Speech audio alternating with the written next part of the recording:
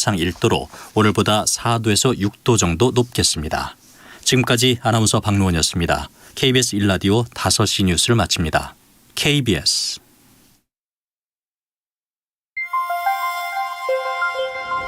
대한민국 중심 채널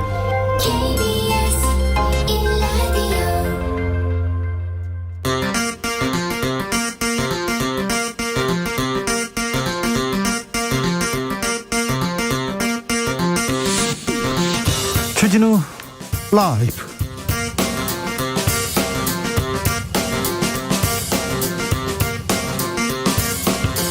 (2022년 2월 24일) 목요일입니다. 안녕하십니까, 주진우입니다. 윤석열 안철수 후보의 단일화 결렬 후폭풍 거셉니다. 물밑에서 오갔던 은밀한 말말말 폭로전 이어지고 있습니다. 연일 조롱 발언을 쏟아낸 이준석 리스크다. 국민의힘 내부에서 책임 공방 나왔는데요.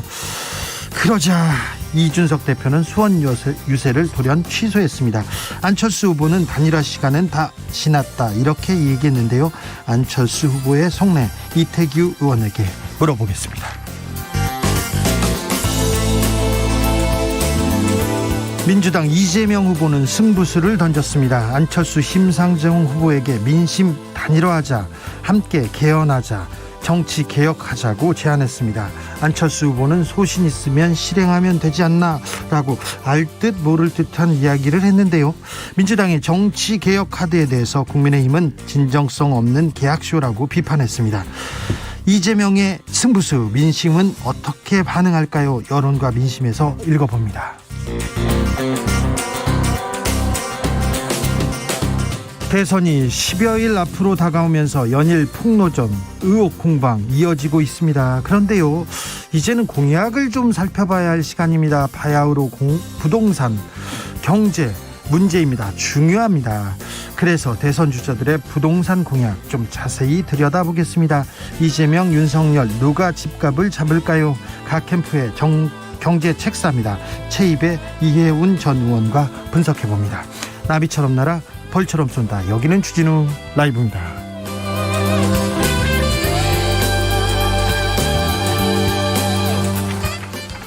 오늘도 자중자애, 겸손하고 진정성 있게 여러분과 함께 하겠습니다. 선거가 막바지로 가면서 안철수 후보 존재감이 보이고 있습니다. 이재명의 러브콜이냐, 윤석열의 단일화냐, 안철수의 선택은 무엇일지 이태규 의원에게 잠시 후에 물어보겠습니다. 안철수 후보에게 바라는 점, 응원하는 점 있으면 보내주십시오. 그리고 대선 후보들의 경제 공약도 뜯어보려고 합니다. 부동산 정책, 경제 공약 궁금한 거 있으면 보내주십시오. 이거는 좀 해결해 주세요 하면 알려주십시오. 저희가 물어보겠습니다. 샵 9730, 짧은 문자 50원, 긴 문자는 100원이고요. 콩으로 보내시면 무료입니다. 그럼 주진우 라이브 시작하겠습니다.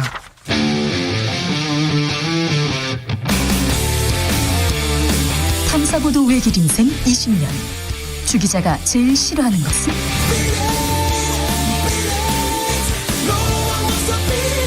이 세상에서 비리와 부리가 사라지는 그날까지, 오늘도 흔들림 없이 주진우 라이브와 함께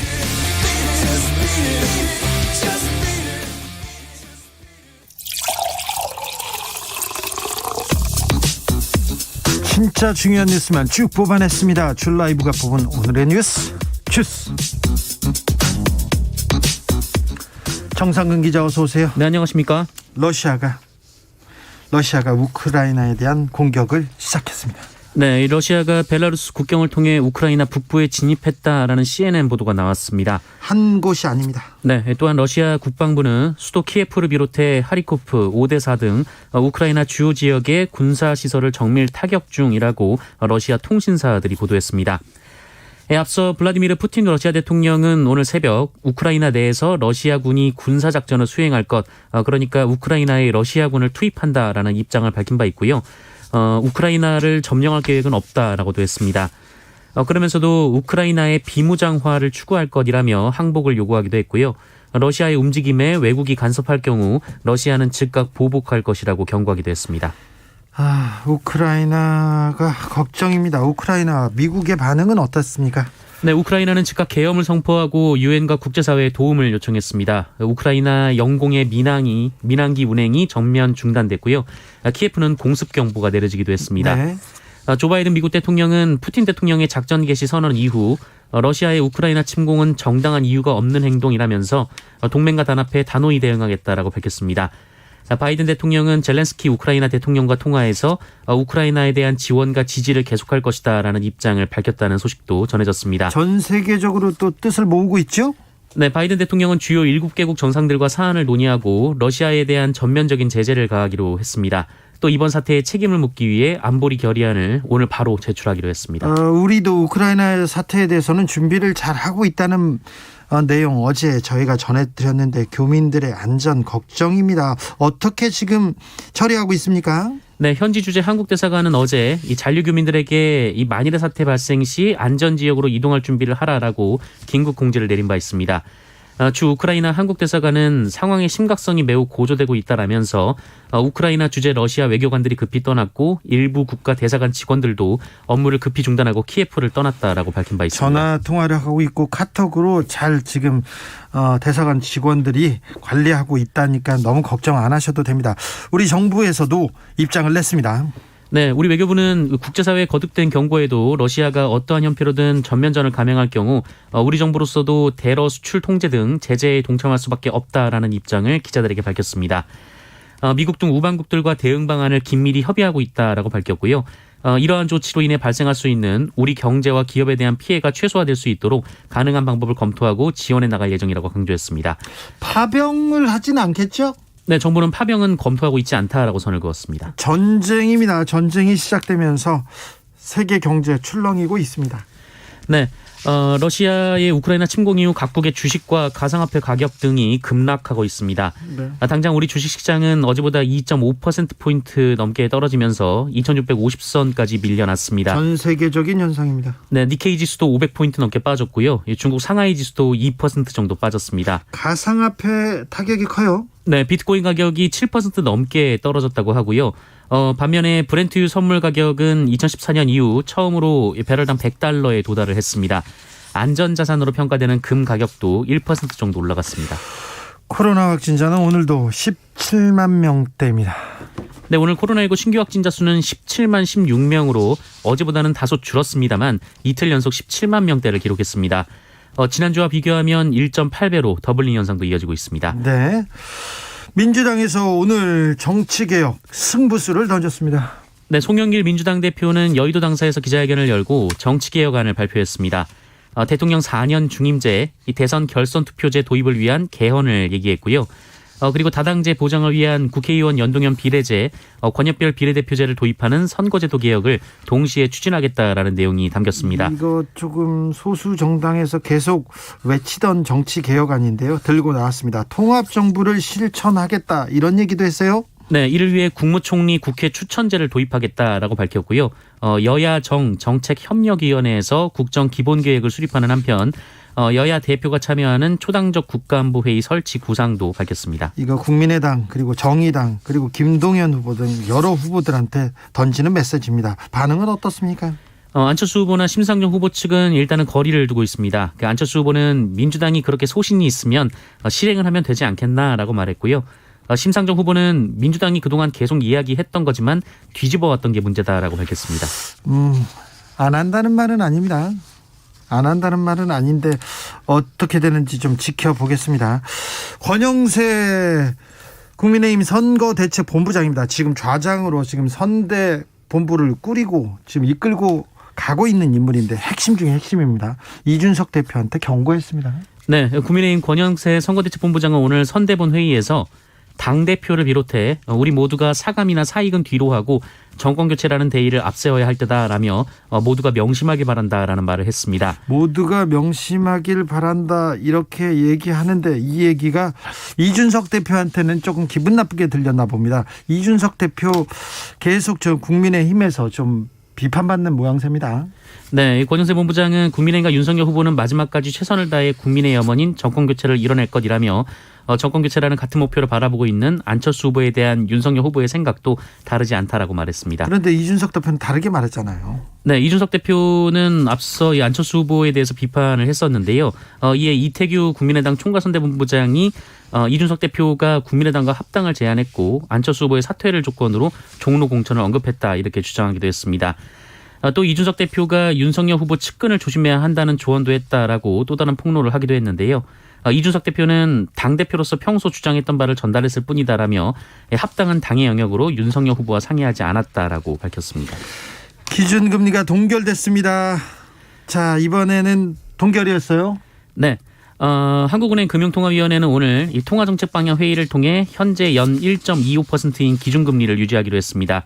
기준금리는 11월과 올해 1월 0.25%포인트씩 두 차례 잇따라 상향 조정됐는데요. 이날 동결로 사상 첫 이 세 차례 연속 인상은 피했습니다. 네. 주스 정상 기자와 함께했습니다. 감사합니다. 고맙습니다.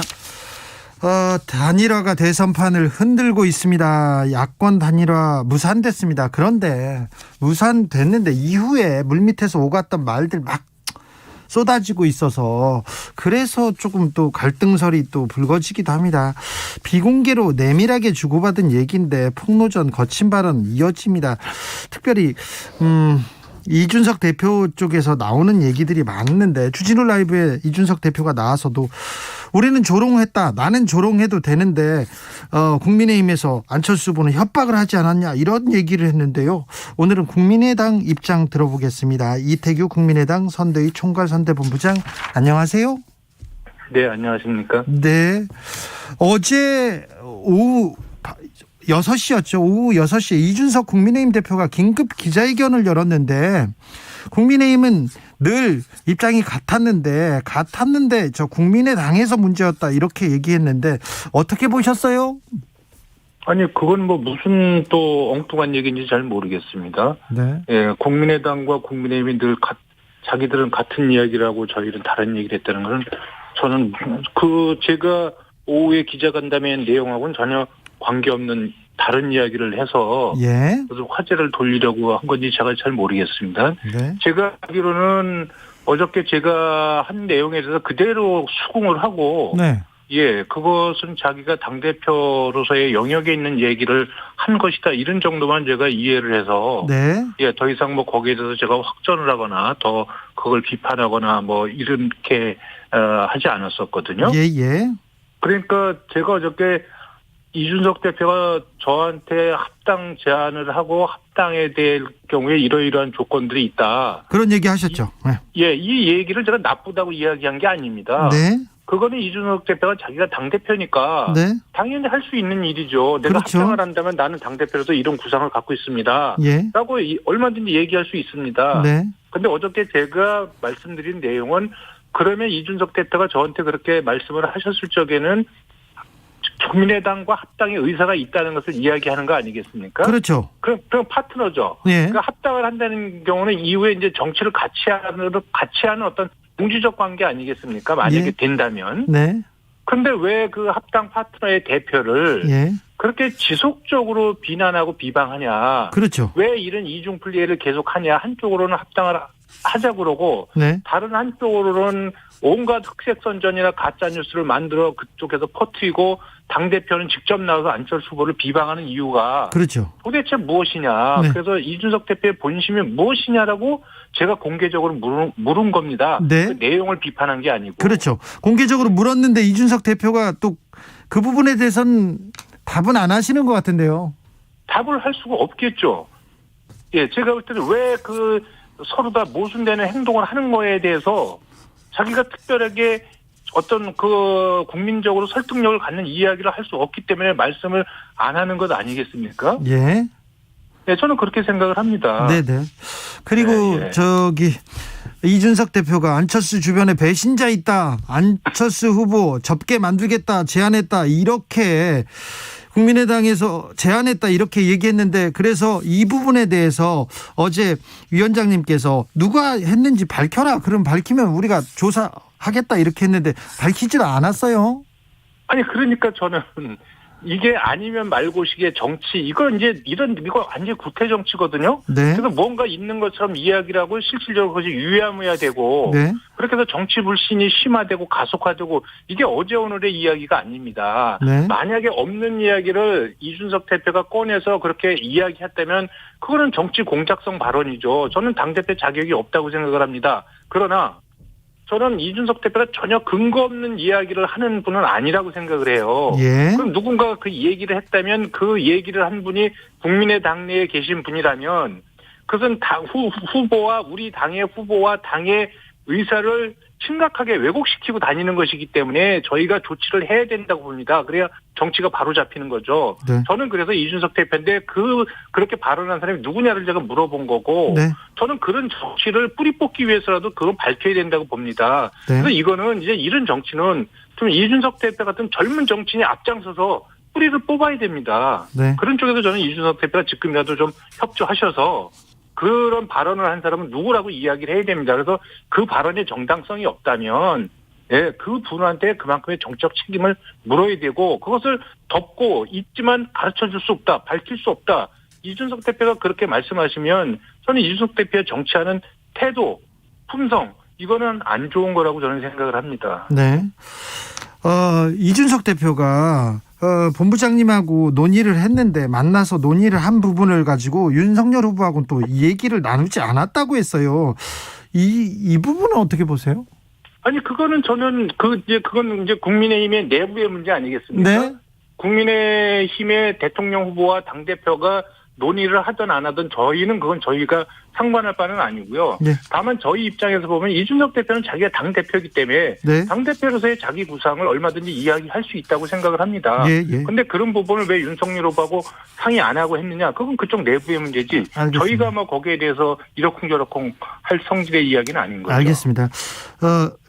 안철수 후보한테 부산시장 출마를 이렇게 보장할 거라는 얘기는 이준석 대표가 했습니까? 아닙니다. 그것도 아닙니까? 예, 제가 이준석 대표는 만약에 부산시장 선거에서 민주당 현역 국회의원이 후보로 출마할 그런 경우가 있기 때문에 네. 그러면 거기에 국회의원 선거가 비지 않습니까? 네. 거기에 보궐선거로 나가는 것 방법도 있다고 이야기를 한 거고요. 네. 그렇게 언론 간담회에서 그렇게 분명히 이야기를 했는데 아마 일부 언론이 말귀를 잘못 알아듣고 아마 그렇게 한 것 같습니다. 아 그래요? 이거는 약간 네네. 언론에서 좀 앞서 나간 거네요. 예, 잘못 알아들은 거죠. 네. 네. 단일화를 시도할 수 있고 뭐 시도하다가 안 될 수도 있어요. 그렇죠? 근데 그 물밑에서 있었던 얘기를 이렇게 계속 얘기한다거나 뒤에서 조금 약간 비판한다던가 이거는 좀 국민들이 약간 볼썽사납다 이렇게 생각하는 것 같습니다. 뭐 그 부분에 대해서 국민들께서 비판하시면 저는 감수해야 된다고 생각이 들고요. 네. 그래서 제가 그 이준석 대표의 제가 저한테 제안했던 그 내용이 나쁘다고 이야기한 적이 없습니다. 예. 예, 그렇게 제안을 하고 그렇게 말씀하셨는데 왜 다른 행동은 다르냐. 네. 예. 앞과 뒤가 같아야 되고 겉과 속이 같아야 되는 거 아니냐. 저는 그런 차원에서 질문을 한 거고. 네. 그다음에 어저께 이준석 대표가 우리 당내에 안철수 후보에 대해서 후보적으로 포기하게 하겠다고 하는 그런 사람이 있었다고 이야기를 했는데 그 부분에 대해서 저희가 분명하게 대응하지 않고 방치하면 이것은 아주 가짜 뉴스에서 안철수 대표의 리더십이 심각하게 훼손될 수 있거든요. 네. 네, 그렇기 때문에 제가 불가피하게 그런 이야기를 하면서 그 이준석 대표의 본심이 뭐냐고를 제가 묻지 않을 수가 없는 거죠. 네, 안철수 후보가 예의, 신의 이런 걸 굉장히 중시하는 분인데요. 2월 초에 이준석 대표하고 만나서 단일화에 대해서 이렇게 얘기하는데 그때도 계속해서 언론에서는 또 다른 데 가서는 계속 안철수 후보 비판했잖아요. 그렇죠. 네네. 만났을 때는 뭐라고 하던가요? 안 하겠다 이런 얘기는 안 하던가요? 아니 저희는 그때 이제 그 이준석 대표가 제 생각을 듣고 싶다고 해서 제가 먼저 그러면 나는 이준석 대표의 생각을 좀 듣고 싶다 해서 뭐 이렇게 해서 만나게 된 거잖아요. 네. 예, 거기에 대해서 이제 이준석 대표는 자기가 생각하는 합당의 그림을 쭉 얘기한 겁니다. 예, 그리고 거기에 대해서 그 합당의 그림에 대해서 제가 그것이 가타부타 그건 그렇게 하자 말자 할 수 있는 제가 권한도 없고 그러면 내가 이 대표의 제안을 우리 안 후보한테 가서 말씀을 드리겠다. 뭐 이렇게 이야기하고 끊는 겁니다. 그거는. 네. 아직 국민의힘에서는 막판 단판 가능성이 열려 있는 것처럼 얘기하고 있어요. 어떻습니까?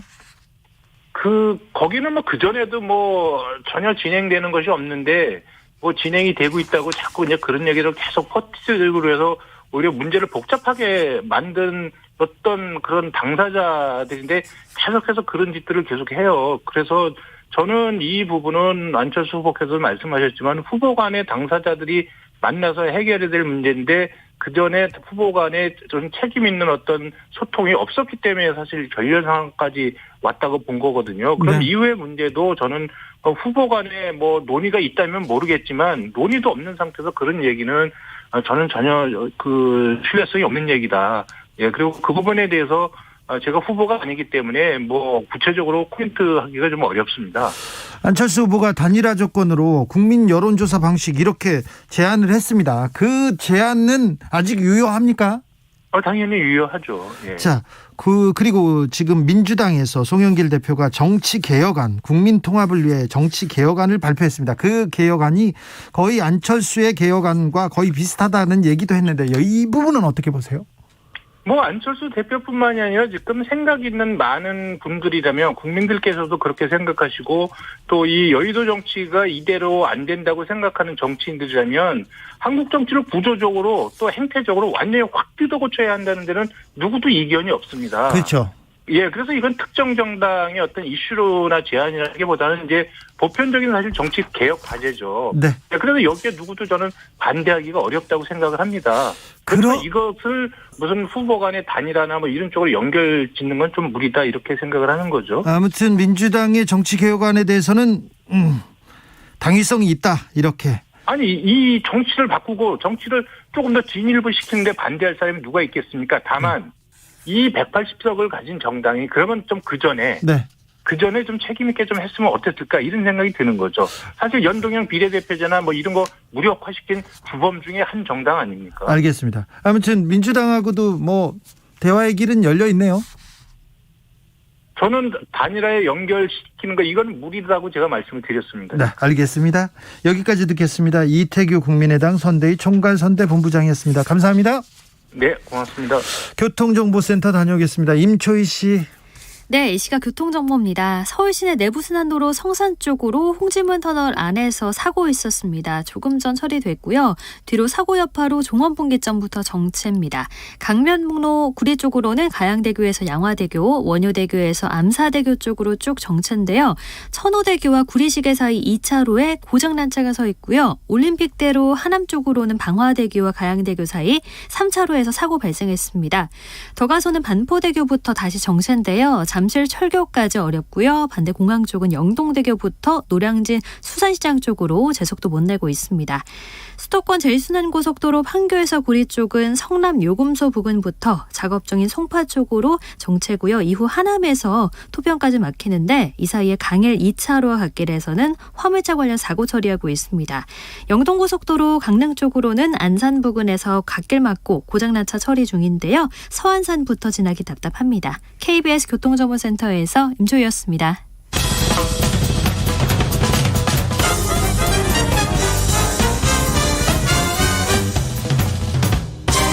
훅 인터뷰. 모두를 위한 모두를 향한 모두의 궁금증 훅 인터뷰. 대선 13일 앞으로 다가왔습니다. 공보물 왔더라고요. 선거 공보물. 두꺼운데 공약 보기는 좀 힘들더라고요. 그래서 준비했습니다. 주지루 라이브만의 특집입니다. 이번 대선 무엇보다 집값을 어떻게 잡을 것인가, 부동산 그리고 경제 어떻게 풀 건가 핵심인데요. 지금부터 상세히 공약 뜯어보겠습니다. 먼저 국민의힘의 경제통입니다. 윤석열의 경제교사 이혜훈 국민의힘 전 의원, 안녕하세요. 네, 안녕하세요. 네, 잘 지내시죠? 잘 못 지내고 있습니다. 네, 그래도 잘 지내주십시오. 네, 감사합니다. 경제 관련된 TV 토론이 있었는데 어떻게 보셨어요?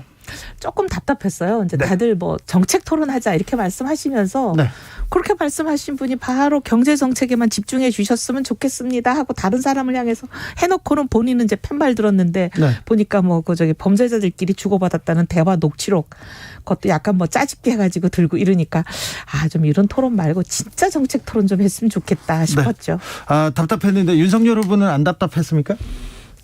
그건 제가 방송 끝나면 따로 알려드릴게요. 알겠습니다. 윤석열 후보가 경제적인 좀 이해가 좀 있습니까? 그 경제 관련해서 이렇게 짚어주면 잘 흡수하고 학습 능력이 있습니까? 그 정도가 아니라 사실은 제가 경선 때는 후보 토론을 이제 준비해드리는 팀에 같이 있어가지고 네. 자주 토론도 하고 얘기도 하고 했는데 놀랄 정도로 많이 알고 계세요 이미.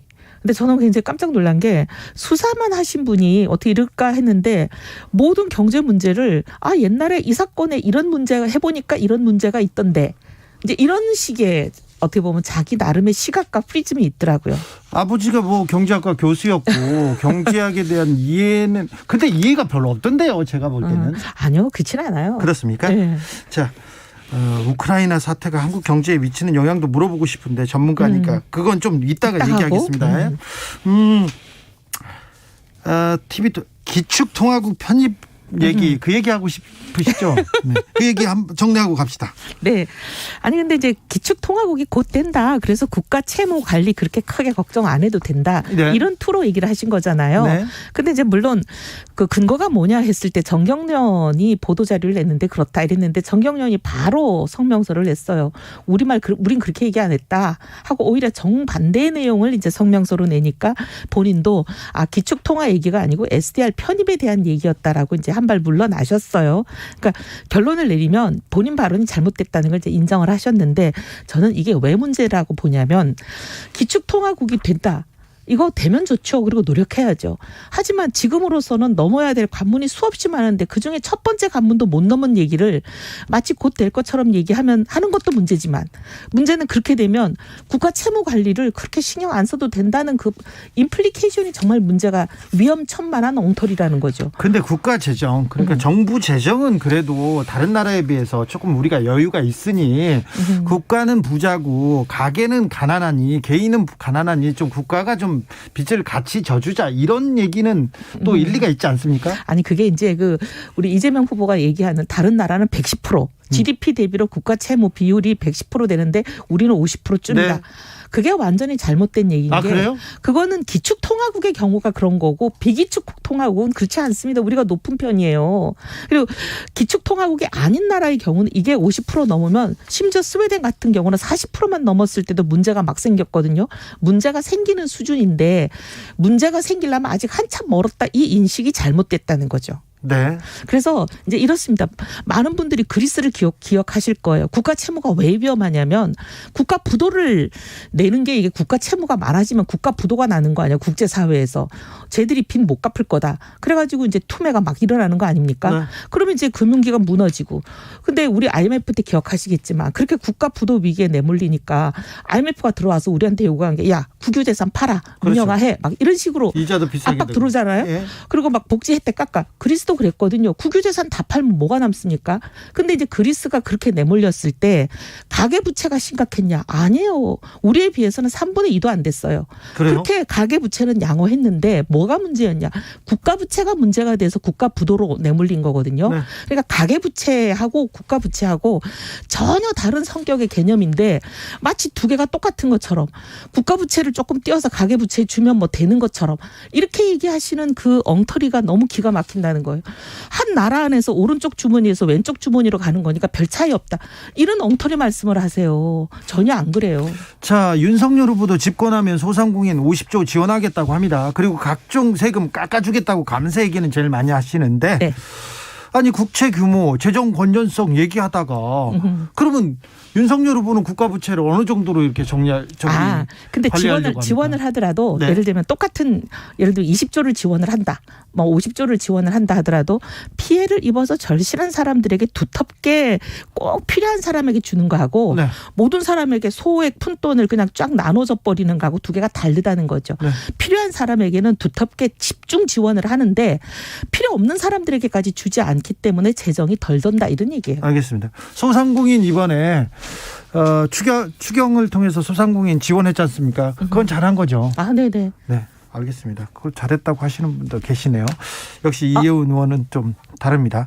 9178님께서 그런데 왜 주택 청약과 주식 양도세를 모르시죠? 실물 경제는 좀 잘 모르시나 봅니다. 하는데 주식 양도세 폐지, 이거는 윤석열 후보의 이 공약은 재벌한테만 이득 주는 거 아닙니까?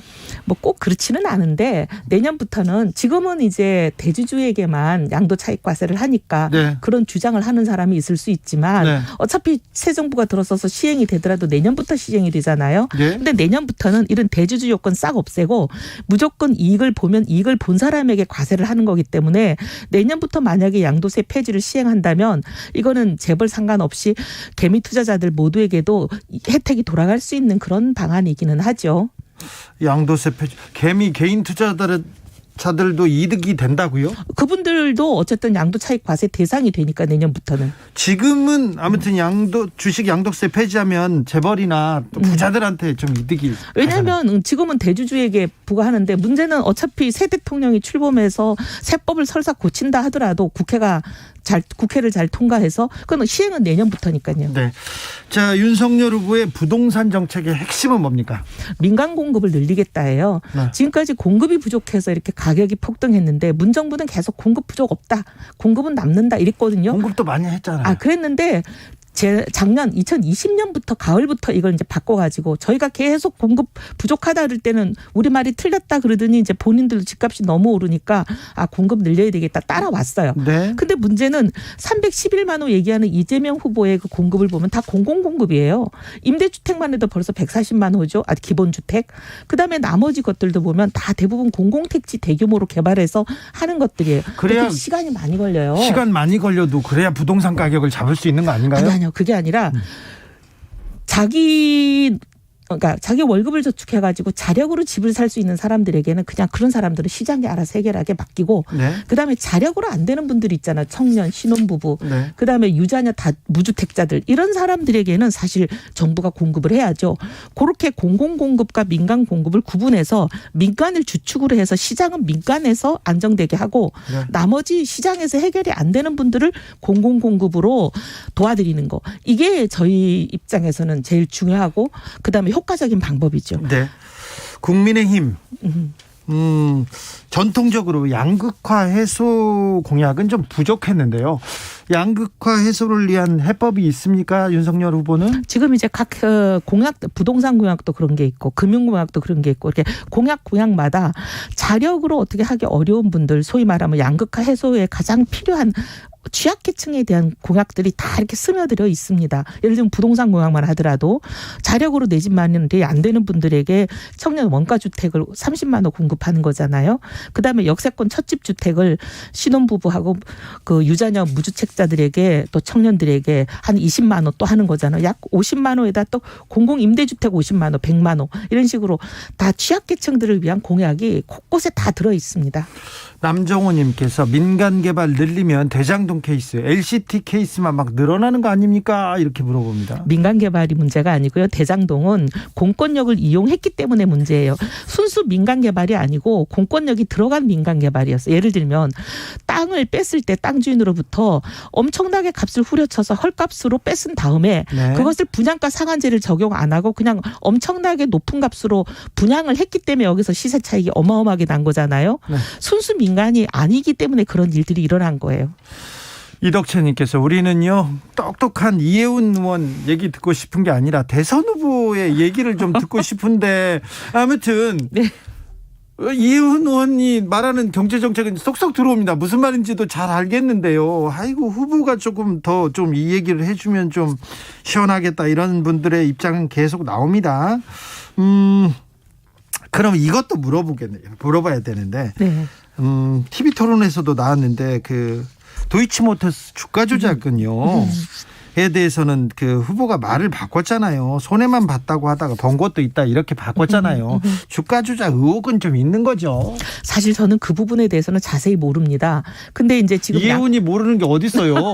아니 이제 원칙과 원리는 제가 상당히 공부를 했는데 네. 구체적으로 누가 무슨 짓을 했는지는 제가 모르잖아요. 네. 근데 이제 우리 후보 말씀을 들어보면 그 의심되는 시점, 그 시점에 계좌를 다 공개했는데 그 시점에 수익도 이익을 본 것도 있더라라는 얘기인데 사실 이익을 받나 안 받나는 특정 시점만 딱 자르면 그 기간에는 이익이 많이 발생하고 손실이 적을 수 있지만 이걸 전체로 놓고 보면 손실이 더 커질 수도 있는 거잖아요. 네, 알겠습니다. 시간이 없어서요. 이것만 물어볼게요. 경제는 왜 윤석열입니까? 왜냐하면 방향이 제대로 가고 있기 때문에 지금 문재인 정부는 소주성, 그다음에 부동산 실패 이걸로 경제가 완전히 내려앉았잖아요.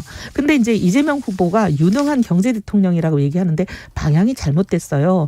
문정부의 그 잘못된 방향을 더 강화하는 분이기 때문에 방향이 잘못되면 추진력이 있는 후보가 만약에 되면 재앙이 됩니다.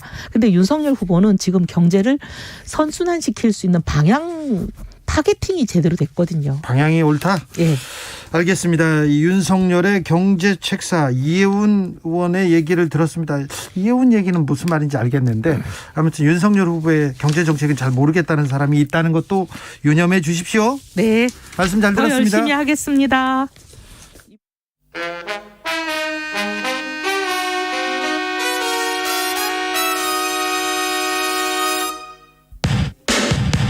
주진우 라이브 돌발 퀴즈. 오늘의 돌발 퀴즈는 객관식으로 준비했습니다. 문제를 잘 듣고 보기와 정답을 정확히 적어 보내주세요. 한국은행 금융통화위원회가 오늘 오전 회의를 열고 기준금리를 동결하기로 했습니다. 시장 금리와 대출이자 인상으로 일반 가계나 자영업자들의 이자 부담이 커질 것을 고려한 결정으로 보이는데요. 이미 2차례 연속 기준금리를 올려 이번에는 동결될 거라는 예상이 우세했는데 실제로 지금까지 금통위가 3차례 연속 기준금리를 올린 사례는 없다고 합니다. 자, 여기서 문제 드릴게요. 현행 기준금리는 몇 %일까요? 보기 드릴게요. 1번 97.3%, 2번 1.25%, 다시 한번 들려드릴게요. 1번 97.3%, 2번 1.25%, 샵9730 짧은 문자 50원 긴 문자는 100원입니다. 지금부터 정답 보내주시는 분들 중 추첨을 통해 햄버거 쿠폰 드리겠습니다. 주진우 라이브 돌발 퀴즈 내일 또 만나요.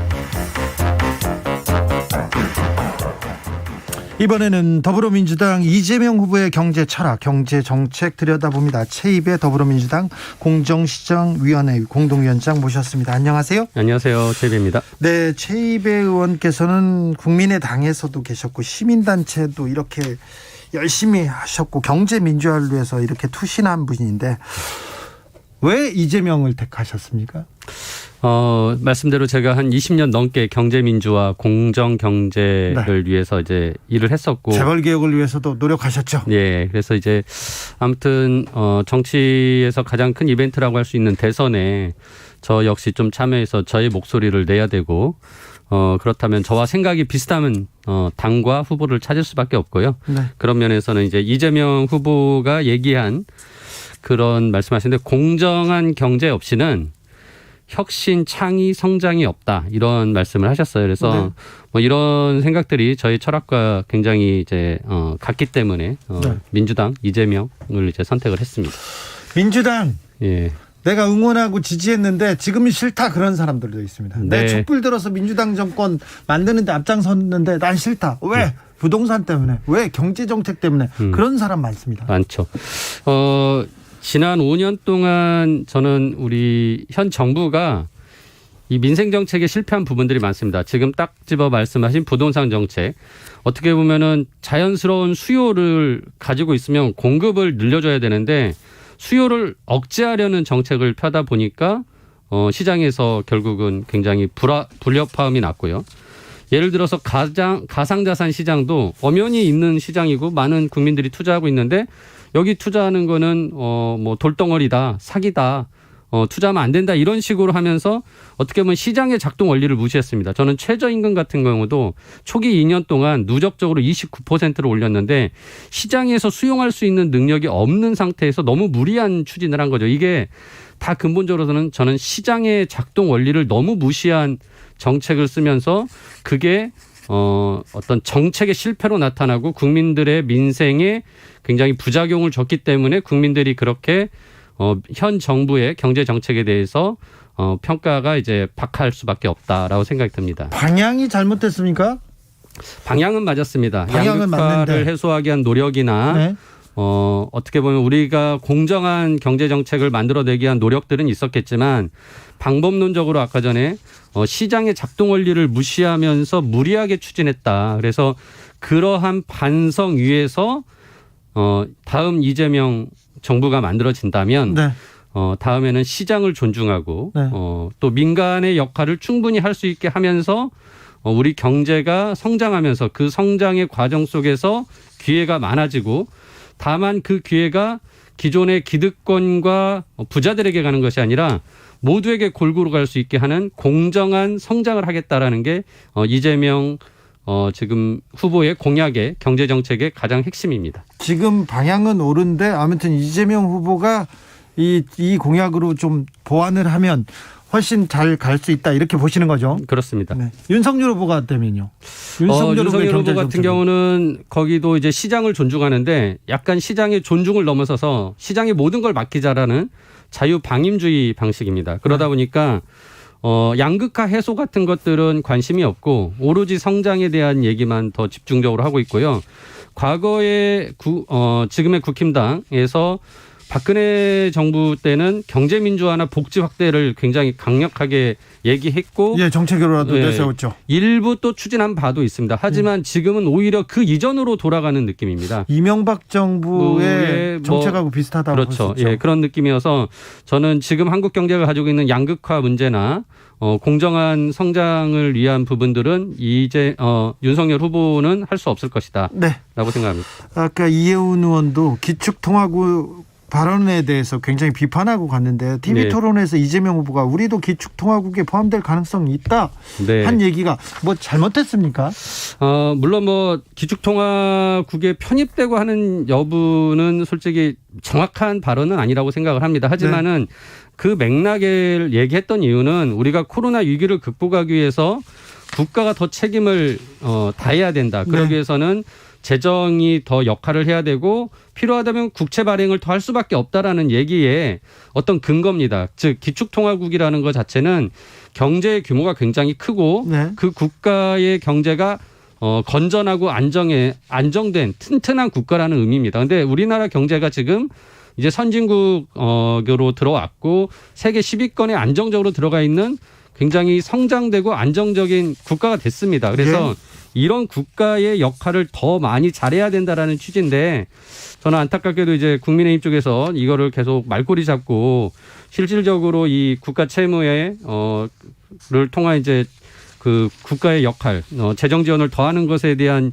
얘기는 안 하면서 말꼬리만 잡고 저속한 표현으로 좀 본질을 흐리고 있다라고 생각을 합니다. 국채 발행을 통해서라도 재정 확대 정책을 확장 정책을 펴서 소상공인 자영업자를 지원한다. 이런 게 주요 그 맥락인데 우리나라 재정 건전성 문제는 괜찮습니까? 지금 저는 이제 우리가 GDP가 한 2,000조 되는데요. GDP 대비 국가 채무 비율을 따지는데 지금 한 50% 정도 됩니다. 네. 근데 중요한 거는 우리가 그러면은 국채를 더 발행했을 때 그 국채에 대한 이자를 주고 또 원금을 상환하고 또는 만기 때 그 원금을 상환하지 않고 추가 부채를 통해서 계속 그 우리가 롤오버 한다고 하는데요. 차환을 할 수 있다고 한다면 충분히 채무를 통해서도 국가 재정을 운영할 수 있다고 생각을 하고요. 지금 우리나라의 경제 규모나 안정성을 봤을 때 충분히 우리가 이자나 원금에 대한 부담 없이 국가를 운영할 수 있습니다. 따라서 추가적으로 코로나 위기 극복이라는 일시적으로 큰 재원이 필요할 때 국채를 발행해서 충분히 할 수 있다라고 생각을 합니다. 3116님께서 부동산 정책에는 모범 답안은 없는 것 같습니다. 결과에 따라 평가받을 뿐이죠. 얘기합니다. 부동산 가격이 지금 하향 안정세로 가고 있다 이런 분석이 계속 나오고 있는데 부동산 시장 어떻게 보십니까? 부동산 정책이 지금까지 있었던 부동산 정책 그리고 이재명의 부동산 정책이면 부동산 안정화 시킬 수 있습니까? 가장 중요한 건 아까 말씀드렸다시피 수요를 억제하는 것이 아니라 수요에 맞게 공급을 늘려주는 것이고요. 공급을 늘리는 데에 대한 의지를 굉장히 많이 표명을 했습니다. 그리고 그 과정이 언론에서는 주로 공공 그리고 또는 임대에 대해서 포커스를 맞추고 있지만 실제적으로 내용을 자세히 들여다보면 공공과 민간이 함께하고 임대만 하는 것이 아니라 분양도 하고 있습니다. 따라서 굉장히 균형 잡힌 부동산 정책을 지금 공급 정책을 제시하고 있고요. 따라서 이런 부분들이 시장에서 어느 정도 수용되고 있기 때문에 가격 안정화에 현재 추세로 들어가지 않나 싶습니다. 윤석열 후보가 주식 양도세 폐지하겠다 이렇게 얘기하는데 네. 이 부분이 부자들한테만 좀 재벌한테만 이익이 되는 거 아니냐 이렇게 지적했는데요. 예, 제가 가장 먼저 그 부분 지적을 했었죠. 네, 하셨죠. 예. 그런데 뭐 내년부터 법을 바꾸면 모든 사람들한테 투자자들한테도 이익이 간다. 개미들도 혜택을 볼 수 있다. 이렇게 얘기하는데요. 예. 지금 그 내년 23년부터 금융투자세제가 시작이 되는데요. 그러면은 그때 주식 투자 등으로 해서 얻은 이익의 5천만 원까지를 소득공제를 해주고요. 네. 또 만일 투자를 해서 손실을 나면 그 손실을 5년간 2월 공제를 해줘요.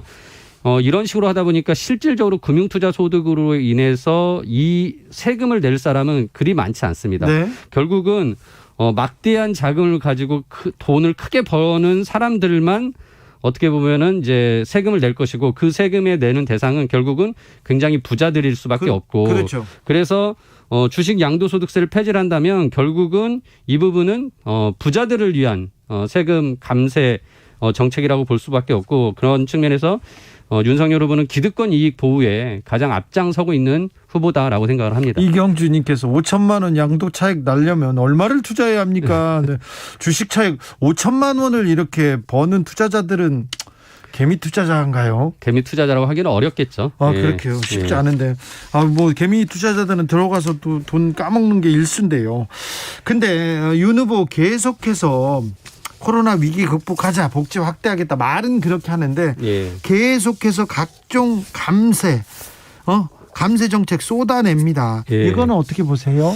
그러니까 이제 종부세 폐지하겠다, 그리고 네. 뭐 주식 양도세 폐지하겠다라는 식의 이제 세금 폐지를 자꾸 얘기하시는데 말씀대로 복지를 확대하려면 돈이 듭니다. 그러면은 돈을 마련하기 위해서는 세금을 올리거나 또는 국가가 채무를 발생시켜서 돈을 마련해야 되는데 결국은 감세를 하겠다라고 하면 국가 채무를 늘릴 수밖에 없는데 근데 또 국가 채무는 재정 건전성이 문제라면서 못 늘리게 해요. 네. 즉 윤 후보가 얘기하는 복지 확대나 코로나 위기를 위한 재정 마련의 방법론은 없습니다.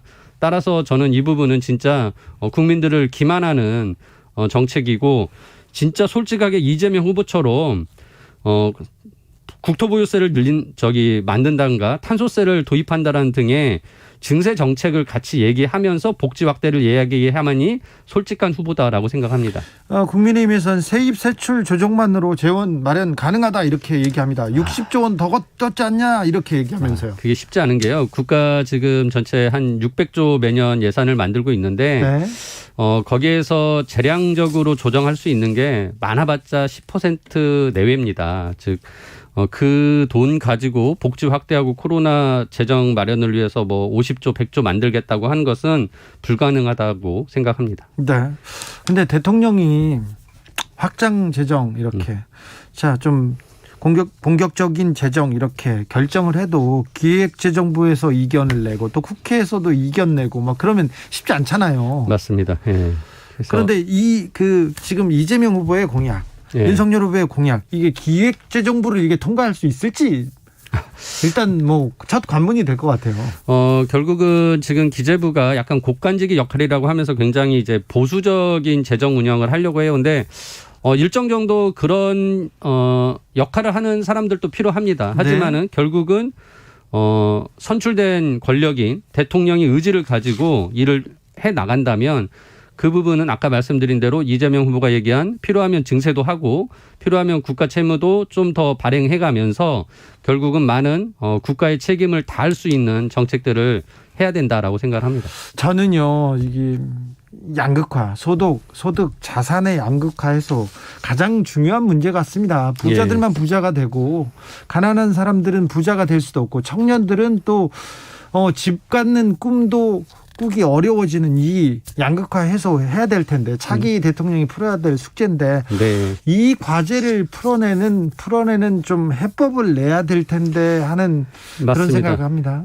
그런 측면에서 저는 이제 양극화의 가장 그 본질이 어디 있냐 보면은 결국은 임금 격차입니다. 대기업과 중소기업에서 일하는 노동자의 임금 격차고 또 네. 정규직과 비정규직의 고용 형태에 따른 임금 격차인데요.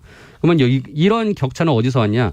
대기업과 중소기업 간의 격차에서 옵니다. 그렇죠. 즉 우리나라 대기업이 원청기업으로서 중소기업들을 하청기업으로 만들고 그 하청기업에 대해서 불공정 거래로 많은 이익을 빼먹기 때문에 중소기업은 힘들어지고 그 안에 있는 노동자들도 제대로 된 노동의 대가를 받지 못하고 있습니다. 그래서 근본적으로 저는 양극화 문제를 해결하기 위해서는 대기업, 중소기업 간의 불공정 거래를 해소해야 된다고 생각을 하고요. 예.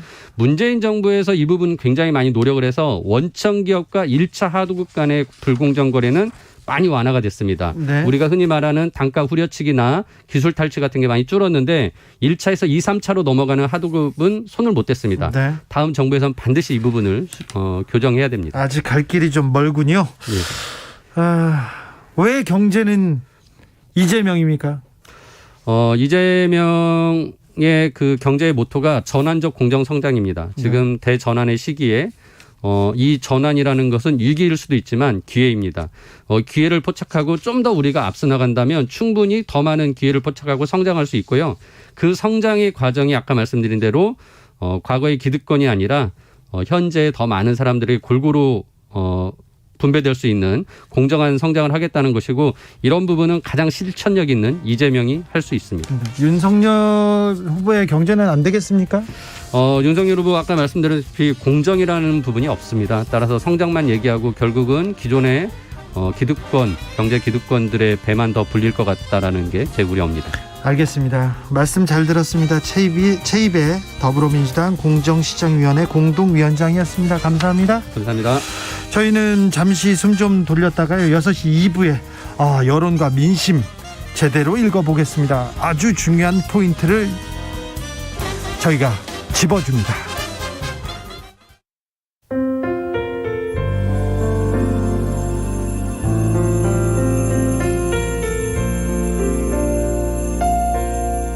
KBS 라디오 연중기획 희망충전 대한민국 470번째 이야기. 안녕하세요. 아나운서 이현주입니다. 올해 20살이 된 미주는 또래보다 일찍 사회에 나왔습니다. 어려운 집안 형편 때문에 중학교에 진학하는 걸 포기할 수밖에 없었는데요. 숱한 아르바이트를 하면서도 학업에 대한 열정은 끝까지 놓지 않았습니다. 청소년 지원센터의 도움으로 고등학교 검정고시까지 합격한 미주. 지금은 카페 아르바이트를 하면서 뇌졸중인 할아버지와 알코올 중독인 아빠, 그리고 당뇨합병증으로 고생하는 엄마 대신 가장 역할을 톡톡히 하고 있습니다. 아직 어린 3명의 동생들은 미주를 믿고 잘 따르는데요. 미주는 그런 동생들이 참 고마우면서도 삶의 무게가 힘겨워서 다 포기하고 싶을 때도 있습니다. 마음의 안식처가 필요한 미주에게 여러분이 따뜻한 응원과 사랑을 보내주세요. 여러분의 따뜻한 손길이 희망의 빛이 됩니다. ARS 060-700-1580 060-700-1580 한 통화 3,000원으로 희망을 선물해 주세요. KBS 라디오 연중기획 희망충전 대한민국은 초록우산 어린이재단, 인탑스 주식회사, 그리고 청취자 여러분과 함께합니다. ARS 060-700-1580 한 통화 3,000원입니다.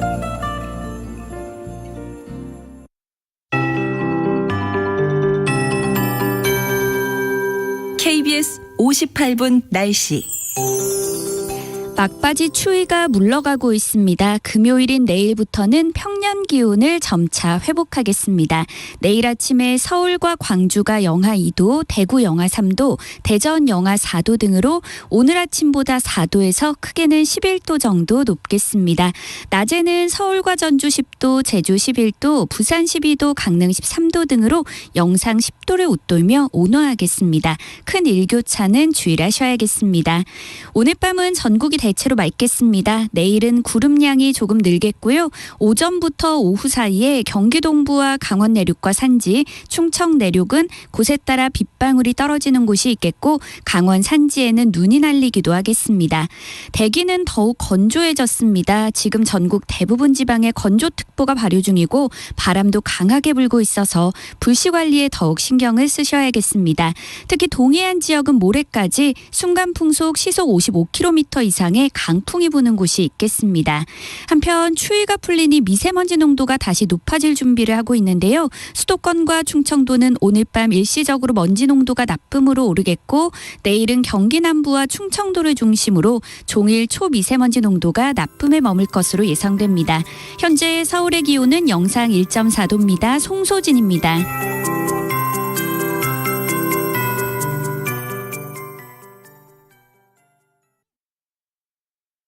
정성을 다하는 국민의 방송 KBS가 6시를 알려드립니다. AM 711kHz, FM 97.3MHz, KBS 1라디오입니다. HLKA.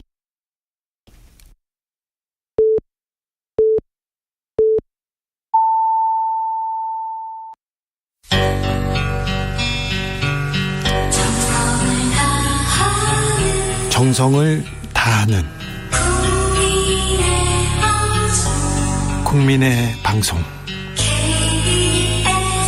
KBS 주진우 라이브. 그냥 그렇다고요. 주진우 라이브 2부 시작했습니다. 지역에 따라 2부에 들어오시는 분들 계시죠? 네, 어서 오십시오. 주진우 라이브입니다. 7시까지 함께해 주십시오. 라디오 정보센터 다녀오겠습니다. 정환나 씨. 러시아가 우크라이나 동부와 남부, 북부 3면에서 일제히 공격을 개시했습니다. 우크라이나 언론은 키예프의 군사령부 중심지와 북동부 하리코프가 미사일 공격을 받았다고 보도했습니다.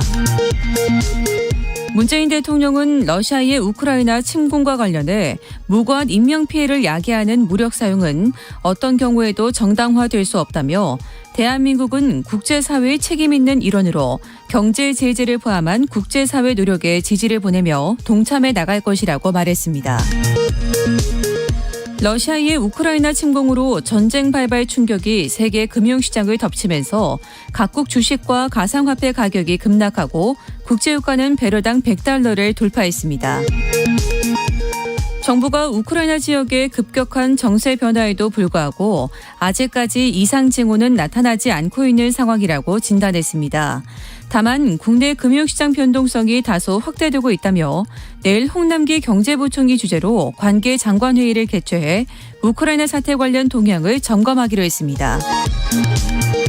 방역당국이 코로나19 오미크론 변이의 치명률이 델타 변이의 4분의 1 수준이라며 현 시점은 유행 정점 이전의 고비이고 정책 전환의 과도기라고 말했습니다. 지금까지 라디오 정보센터 뉴스였습니다.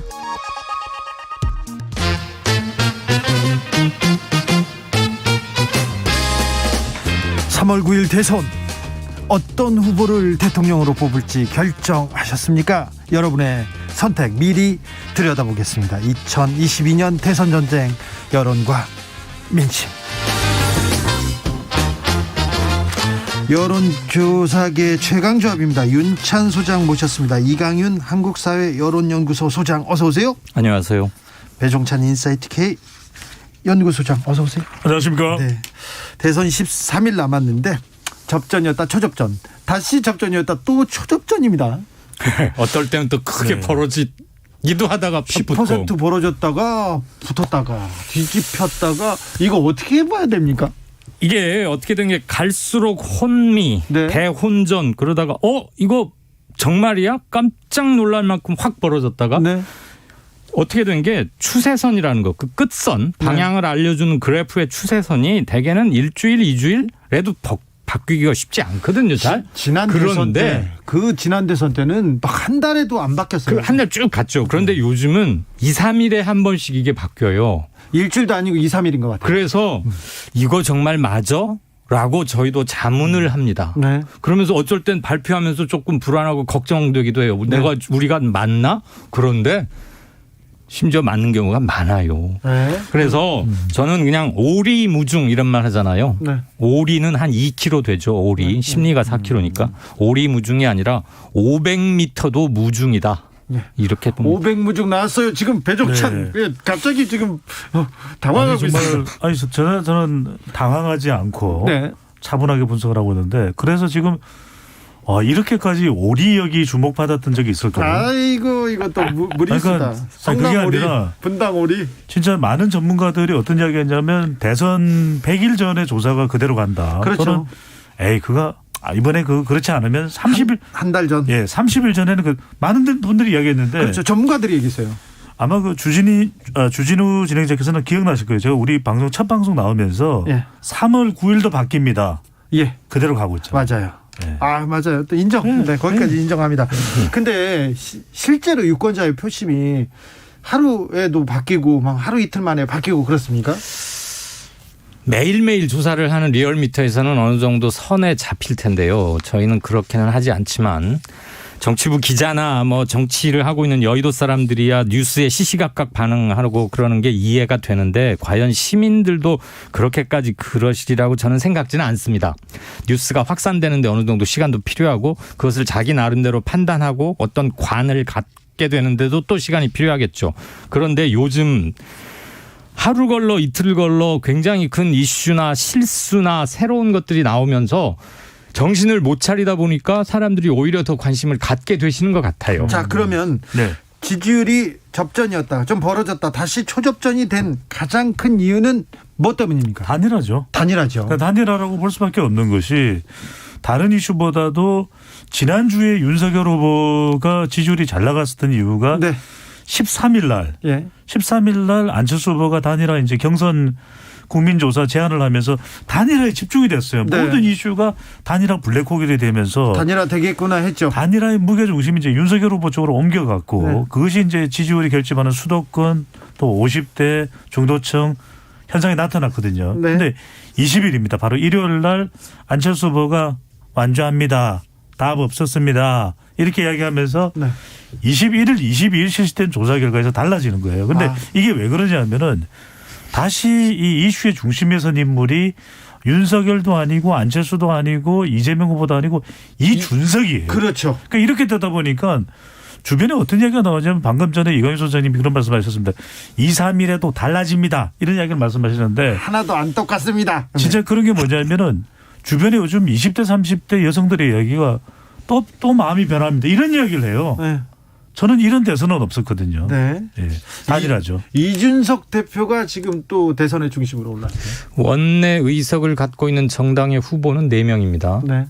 그중에 정의당 심상정 후보하고 안철수 후보보다 양강 후보 말고 한 3번째로 언론에 자주 많이 이름이 나오고 제목으로 이름이 뽑히는 사람이 이준석 대표일 거예요. 그렇죠. 그래서 이번 대선은 4명의 후보 플러스 이준석 당대표, 이들에 의해서 치러지는 대선 같습니다. 지금 단일화 결렬 때문에 또는 제안 때문에 일주일 만에 크게 변했던 건 다들 대충 아시리라고 보고요. 여기에 새로운 이슈가 또 하나 어제 제기가 됐는데, 도이치모터스 주가 조작 에 대한 팩트와 수사, 이런 것들이 좀 새로운 국면에 들어선 것 같습니다.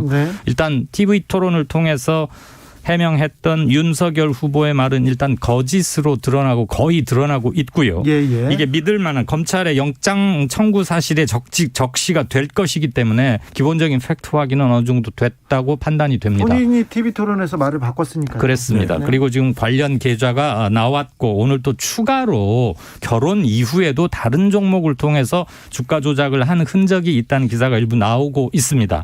이것은 단순한 거짓말의 문제가 아니고 실정법 위반이자 관련자들이 현재 구속 기소돼 있는 상태입니다.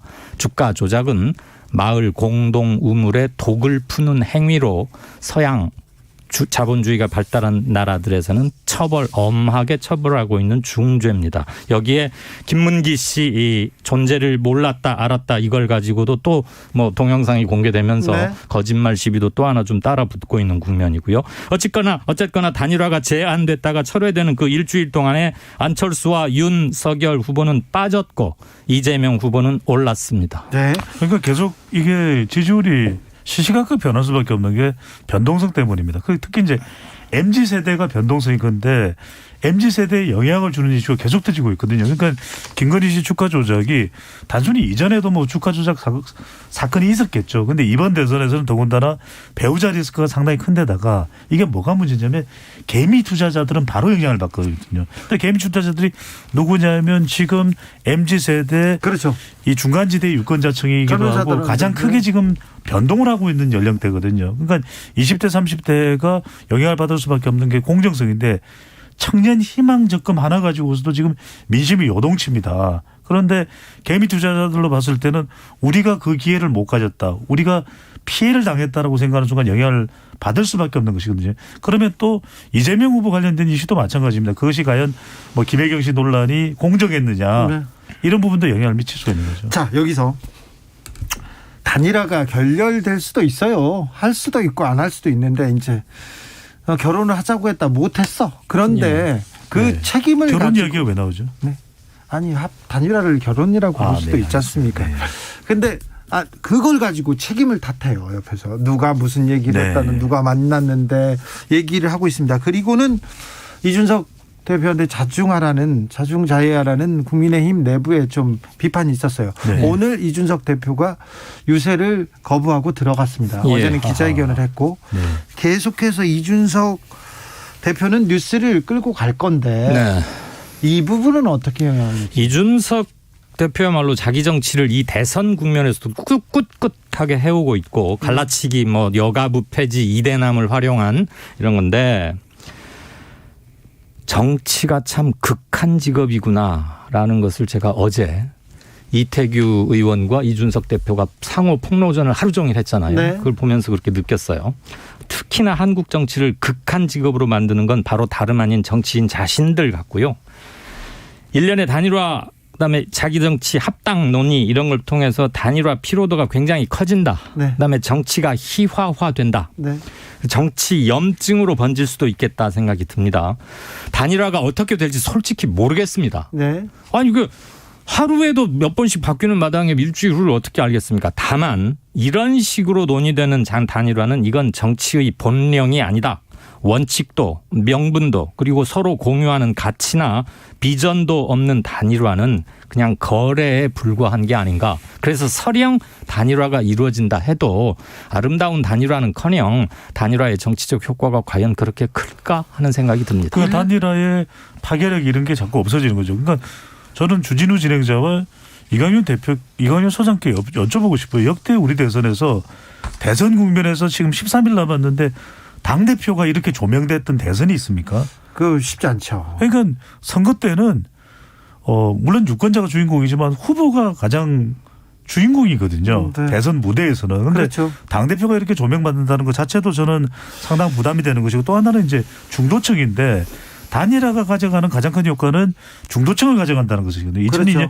2002년에 노무현 후보 또 정몽준 후보 단일화에서 좋다. 이건 중도층이 왔다라는 의미거든요.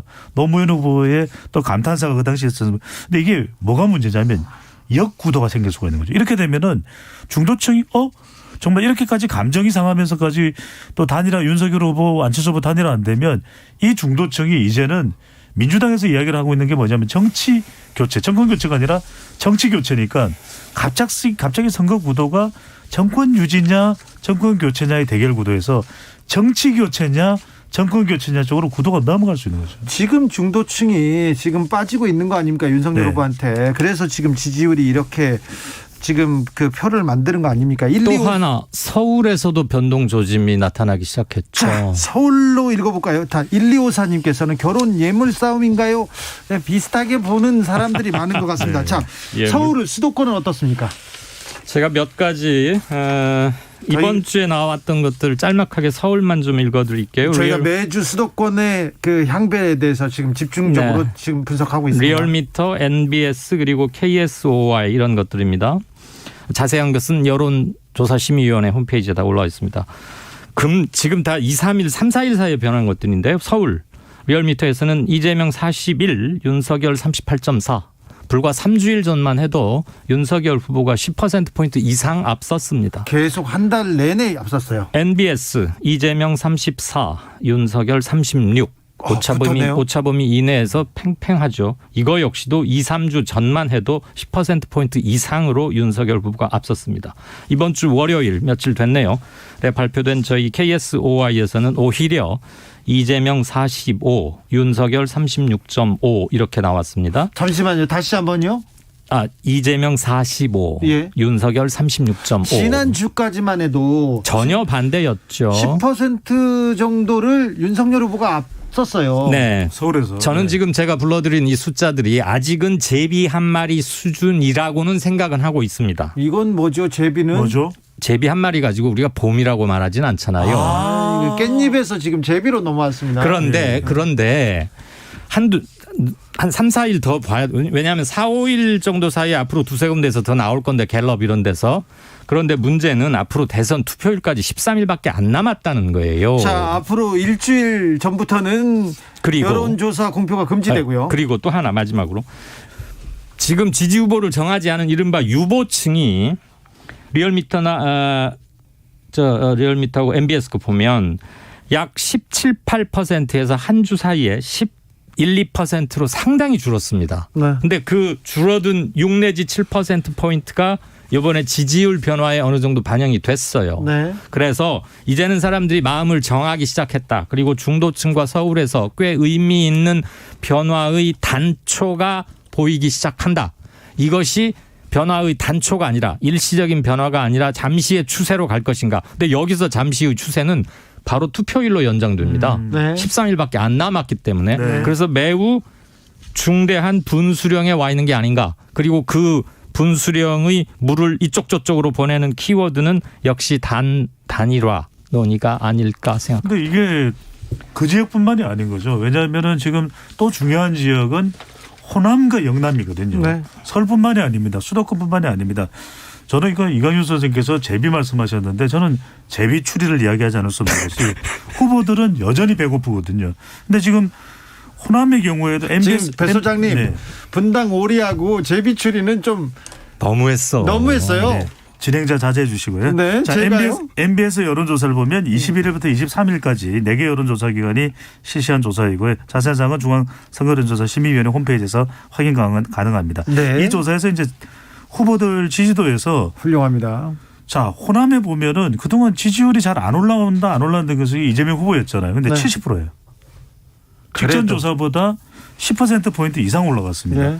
그리고 호남 공들이기를 했다고는 하지만 윤석열 후보가 13%예요. 근데 중요한 건 부산인데 PK는 그래도 보수 후보의 텃밭이라고 그러지 않습니까? 부산, 울산, 경남에서 윤석열 후보가 50%가 안 됩니다. 그리고 이재명 후보는 거의 30%에 육박하거든요. 오히려 그럼 지금 추세는 윤석열 후보의 하락, 지금 이재명의 지금 상승이 맹추격 보이고 있네요. 끝선은 그렇습니다. 추세 끝선은. 근데 요즘 하도 자주 변하기 때문에 그래서 제가 일단 제비 한 마리라고 한 거고요. 그 MBS에서 또 하나 주목할 게 이준석 대표가 말했던 게 세대 포위론 그거였잖아요. 20대하고 60세 이상에서 윤 후보가 앞선 건 맞아요. MBS 지금 조금 전에 배 소장이 언급한 MBS. 그런데 30대, 40대, 50대에서는 이재명 후보가 10%포인트 이상으로 50대만 45대 38이니까 여기 7%포인트군요. 나머지는 비교적 큰 차이로 30대부터 50대를 이기고 있습니다. 그런데 여러분이 하나 주목하셔야 될 게 30대, 40대, 50대를 합치면 유권자 수가 35에 19니까 54%입니다. 30대, 40대, 50대 유권자 수가 전체 유권자 100명에 그중에 54명이에요. 그럼 이쪽에서 현재 약간의 강세를 보이고 있고 18세부터 29세까지 그리고 60세 이상 이 두 군데를 합치면 17에 29니까 30에 한 48%쯤 되는데 네. 거기서 윤 후보가 앞서고 있습니다. 0210님께서 제비집 가격이 얼마나 되나요? 얘기하시고 계속해서 제비 얘기 갑니다. 그리고는 사모님 그 얘기는 안 나가고 계속 결혼 예물 얘기는 계속 나오고 있습니다.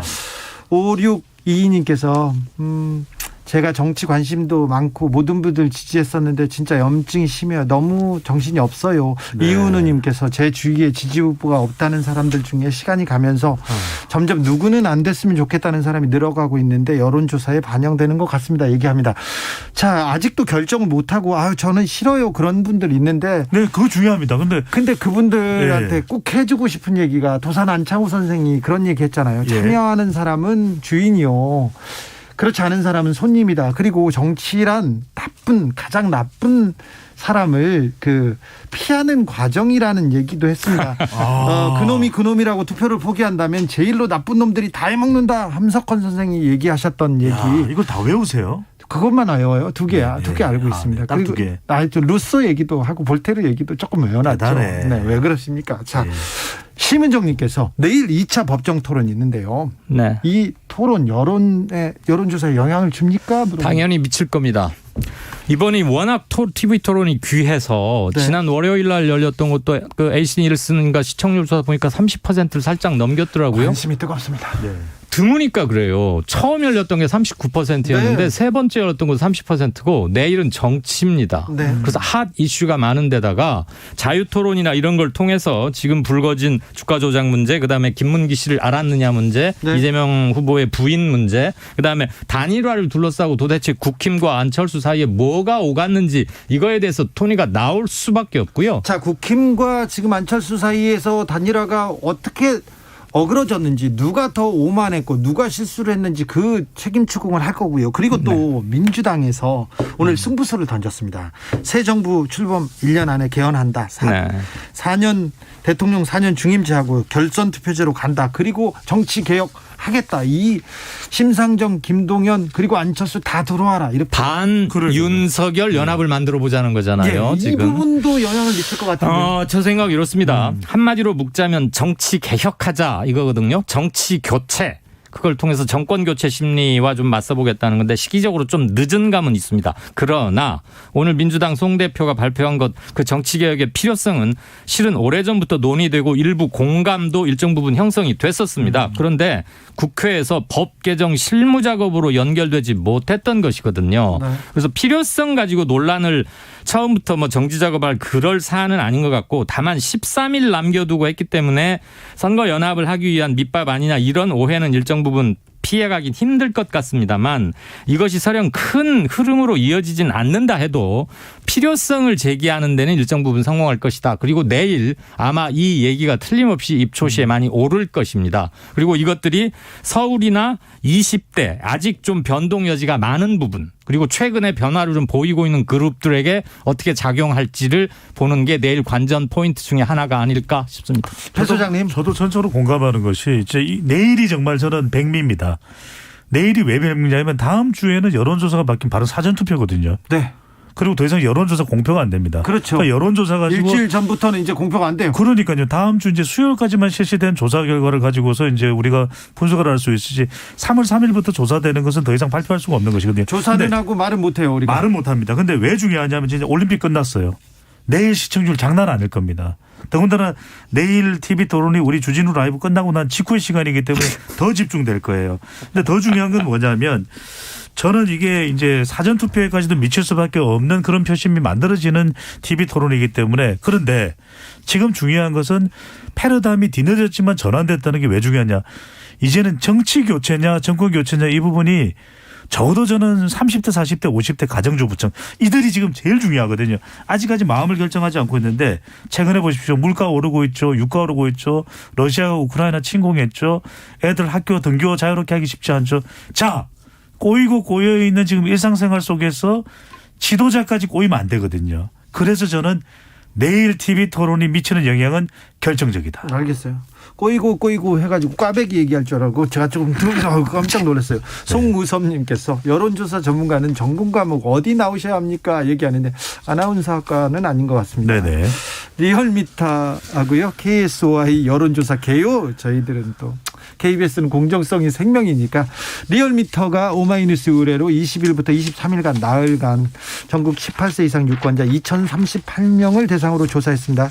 그리고 KSOI는 TBS 의뢰로 지난 18일에서 19일 전국 1002명을 상대로 조사했는데요. 자세한 내용은 중앙선거 여론조사 심의위원회 홈페이지에서 확인하시면 됩니다.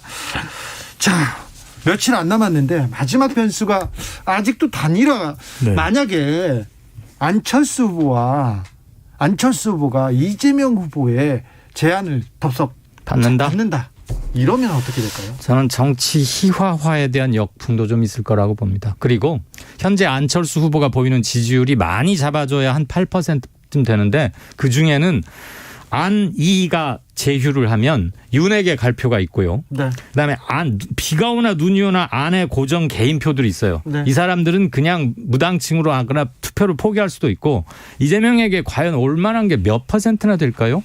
안철수 지지도는 굉장히 약합니다. 네. 안철수 지지자 중에 약 40 내지 45%는 언제라도 바꿀 수 있다고 말씀하시는 분들이기 때문에 누구와 단일화를 해도 안철수가 저는 그 효과가 실은 그렇게 크지는 않으리라고 봅니다. 효과가 적지 않을 수도 있다. 왜냐하면 그냥 안철수 후보와 손잡는 거는 그런 역풍도 있을 수 있다고 봅니다. 더 중요한 것은 이안심킴. 그러니까 심상정 후보와 김동연 후보까지 아우르는 정치 교체 혁신에 대한 것을 명분을 걸면 네. 전혀 달라질 수 있고 또 하나는 뭐냐면 지금 여성 유권자층이 안 움직이는 결정적인 이유는 이재명밖에 안 보인다는 거예요. 그러니까 재명 후보는 괜찮은데 민주당이 마음에 안 드네. 이런 유권자들도 상당히 있을 수가 있다는 거예요. 있죠? 여성 유권자 중에는. 그래서 저는 민주당의 말 그대로 정치 혁신에 대한 기득권을 내려놓는 결단 이것이 있는지 여부가 상당히 중요할 것 같아요. 시간이 많지 않습니다. 뭐든 분명하고 간단하고 빨리 해야 됩니다. 네. 할 거면. 이제 대선이 코앞에 다가왔어요. 예전 같으면 거의 모든 변수가 이렇게 거의 좀 가르마가 타지고 그렇게 네. 사라지고 이제 지금은 대충 솔직히 당선 예측자가 보입니다. 말을 못해서 그렇지. 네. 그런데 지금은요? 뭐죠? 말을 어떻게 합니까? 전문가들도 모릅니까? 저는 3월 9일 아니 3월 10일 한 새벽 3시는 돼야 뭐가 가라나지 않을까 싶어요. 그때까지요? 네. 아침 7시인데요. 그래도 우리는 여론과 개표 후에. 네, 그러니까요. 네. 3월 10일 아침 7시. 자, 그래도 주진우 라이브는 여론과 민심을 정확하게 읽어서 여러분들한테 바쳐드리겠습니다. 이강윤, 배종찬, 이강윤 두 소장님. 배총찬 아니고요. 알겠어요. 권총찬도 아니고요. 자, 두 분 감사합니다. 꽈배기는 안 돼요. 네. 오늘 분당오리는 좀 실망스러웠습니다. 이게 실검 1위 올라갈 것 같아요. 아니, 실망스러웠어요. 두 소장님 감사합니다. 고맙습니다. 감사합니다. 네. 제비추리가 뭐야? 대창구이 그런 거 안 됩니다. 교통정보센터 다녀올게요. 임초희 씨. 네, 이 시각 교통정보입니다. 대부분의 곳에서 퇴근 정체 절정을 보이고 있습니다. 경부고속도로 서울 방향은 남북권에선 금호분기점 부근에서 사고가 있었는데요. 뒤로 6km 구간 사고 여파 받는 가운데 북대구 4차로와 갓길에서도 사고가 발생했습니다. 이후에는 수도권인데요. 기흥동탄에서 수원, 판교, 그리고 양재 부근에서 반포까지 정체입니다. 서해안고속도로 서울 방향은 팔탄 부근 매송 일대, 그리고 일찍에서 금산까지 막히고요. 이어지는 서부가선도로 성산대교 쪽으로는 고척교부터 속도 떨어집니다. 같은 방향 서부가선 지하도로는 지하도로 출구 부근에서만 답답하고요. 올림픽대로 공항 쪽은 성수대교에서 한강대교, 다시 여의하류부터 가양대교까지 밀립니다. 강변북로 일산 쪽은 한남대교부터 가양대교까지 정체 이어지고 있고요. 분당수서로 도심 쪽으로 가신다면 복정부터 청담대교 북단까지 어렵습니다. KBS 교통정보센터였습니다. 대선을 향해 외쳐라. 하루 한 소원. 주진우 라이브 청취자들이 보내주신 정치권에 바라는 소원. 하루에 하나씩 정치권을 향해 날려드립니다. 오늘의 소원은 3067님. 여야 대선 후보 가는 곳마다 다 해주겠다고 하는데 그 돈은 다 어디서 나옵니까? 상대방 공약, 돈이 하늘에서 떨어지는지 따지고 논리적 반박도 하면서 효과적으로 검증했으면 좋겠습니다. 대선까지 D-13일, 하루 한 소원, 내일도 기대해주세요.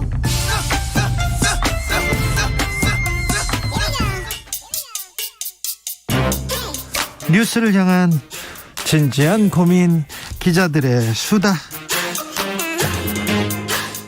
라이브 기자실을 찾은 오늘의 기자는 한결의 김민아 기자입니다. 어서 오세요. 네, 안녕하세요. 네, 민주당에서 핵폭탄급 승부수를 던졌습니다. 맞습니다. 오늘 송영길 대표가요, 국민통합정부를 만들겠다라고 구상을 밝히면서 핵심은 안철수 후보, 심상정 후보, 김동연 후보를 아우를 수 있는 정치 교체를 하겠다. 다 한편으로 모이자. 네. 맞습니다. 사실상 이게 안철수 후보를 끌어당기는 어떤 그런 힘을 보여주겠다라는 모습인데. 근데 이 그 구상 안에 네네. 안철수 후보의 생각, 심상정 후보의 진보의 꿈, 네. 김동연 후보의 새로운 물결 다 네네. 담겨 있더라고요. 맞습니다. 지금 송영길 대표가요, 여야 협의로 국무총리를 추천하고 인사 제청 절차 법률로 제도화하겠다. 또 정책협력위원회 만들겠다. 또 초당적 국가안보회의 같은 거 구성하겠다. 또 사회적 대타협위원회 하겠다. 이런 것들이 사실은 그 정치 개혁을 말했었던 안철수 후보의 어딘가 굉장히 겹치는 부분이 많거든요. 그렇죠. 그리고 그 책임 총리제를 누구한테 준다면, 만약에 안철수 네네. 후보한테 준다면 네. 총리한테 개각, 그러니까 장관도 그쵸. 장관을 추천하는 그런 권한도 주겠다. 네. 이런 얘기를 합니다.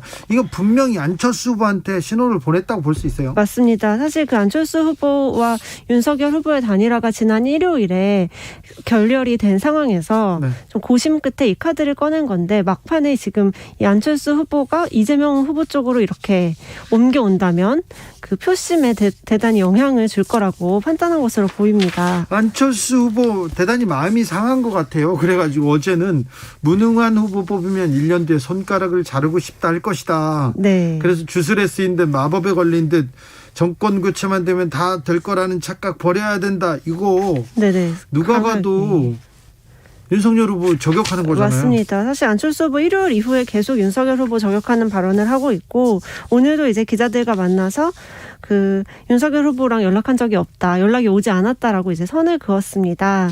사실 지금 민주당이 이런 시그널에 대해서도 일단은 들은 바 없고 뭐 아직 고민해보지 않았다. 그리고 소신이 있으면 민주당이 그렇게 일단 실행을 해봐라, 이렇게 조금 거리를 두네요. 네네, 거리를 두는 그런 행보를 보이고 있습니다. 국민의힘에서는 바짝 긴장했습니다. 맞습니다. 사실 국민의힘이 지금 이제 선거 막판으로 갈수록 지지율이 조금씩 붙는 경향이 보이면서 마지막 회심의 카드가 있어야 되는데 그게 없는 게 지금 문제죠.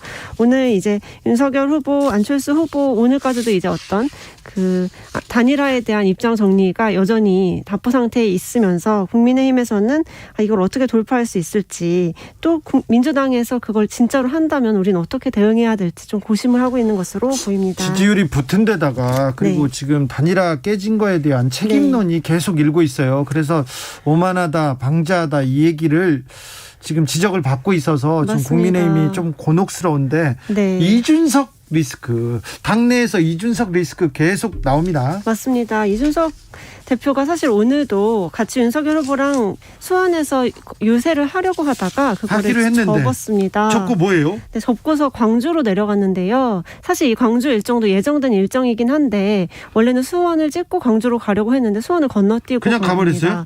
네, 여기에 대해서도 또 사실 뒷말이 조금 나오고 있는데, 이준석 대표가 아무래도 이날 오전에 권영세 선대본부장이 좀 우리 다 조심하자라는 공개 발언을 했거든요. 거기에 대해서 이제 마땅한 답을 페이스북 뭐 이런 데도 올리지 않고 조용히 오늘은 행보만 하는 것으로 봐서 좀 마음에 상처가 난 거 아니냐, 이런 분석도 나오고요. 이준석 대표의 입장은 행보는 윤석열 후보 그리고 당의 행보와는 조금 거리가 있어 보입니다. 네, 사실 단일화를 빼놓고 합당 얘기만 하는 것은 상식적으로 조금 불가능한 일인데, 어제 이제 기자회견에서는 본인의 권한인 합당 얘기만 한 것이다라고 이제 좀 책임을 피하려는 그런 모습을 보였거든요. 어제 기자회견 한다고 했을 때 당내에서 뭐라고 했습니다. 어떤 반응이었어요? 사실 어제 오전까지도 이준석 대표가 페이스북 통해서 안철수 후보에 대해서 굉장히 강하게 비토하는 워딩을 되게 세게 했기 때문에 거기에 대해서는 너무나 많은 분들이 우려를 하고 있고 또 합당도 당연히 돼야 된다. 지금 이런 상황에서는 합당 당연히 돼야 되는데 이준석 리스크가 다시 나오는 거 아니냐 이런 우려의 목소리도 있고요. 오늘 윤석열 후보가 오전에 전직 국회의원들이랑 모임을 했는데 거기서 이인재 전 의원이 나오셔서 네, 합당 꼭 해야 된다. 조심해야 된다라고 엄청 강조를 하는 그런 발언도 있었습니다. 사실 정치 원로분들은 이준석 대표의 어떤 이런 리스크를 굉장히 우려하고 있는 상황입니다. 그래요? 네. 혹시 또 돌발 상황이 벌어지지는 않을 지금 일단 수원 유세를 건너뛴 것 자체가 좀 그렇긴 합니다. 그렇죠. 사실 오늘 이 원팀을 보여준다라는 그 차원에서 국민의힘 선대본부에서 오늘 원팀 선거 유세 이렇게 이름을 지었었는데 오늘 윤석열 후보랑 원희룡 정책본부장만 올라갔고요. 홍준표 의원 그리고 유승민 전 의원 또 이준석 대표까지 모두 불참을 했습니다. 원래는 다 모이기로 했는데요? 원래 다 모이기로 했었습니다. 근데 이제 그렇죠? 홍준표 의원이랑 유승민 전 의원은 원래 일정이 있었는데 경기도 땅에서 무리하게 조금 초청을 해서 어쩔 수 없이 못 가게 됐다 이렇게 입장을 냈고 이준석 대표는 본인 일정이 미뤄지는 바람에 전에 일정이 미뤄지는 바람에 못 들리고 바로 광주로 가게 됐다 이렇게 일정 탓을 했는데요. 사실 이게 진짜로 속내는 같이 이제 서는 그림에서 이준석 대표까지 왔으면 좋았을 텐데 그게 조금 어떤 분란의 시작이 아닐까 이런 이야기가 나옵니다. 이준석의 자기 정치가 어떤 평가를 받을지는 좀 지켜보자고요. 네. 아무튼 민주당에서는 흐뭇하게 쳐다보고 있습니다. 그러게요. 이제 이준석 대표가 좀 조용해야지 지지율이 올라갔던 전력이 있는데 다시 시끄러워져서 어떻게 될지 관심이 삽니다. 대장동 사건 정영학 녹취록이 있습니다. 그런데 녹취록은 하나인데 여야 제각각 해석합니다.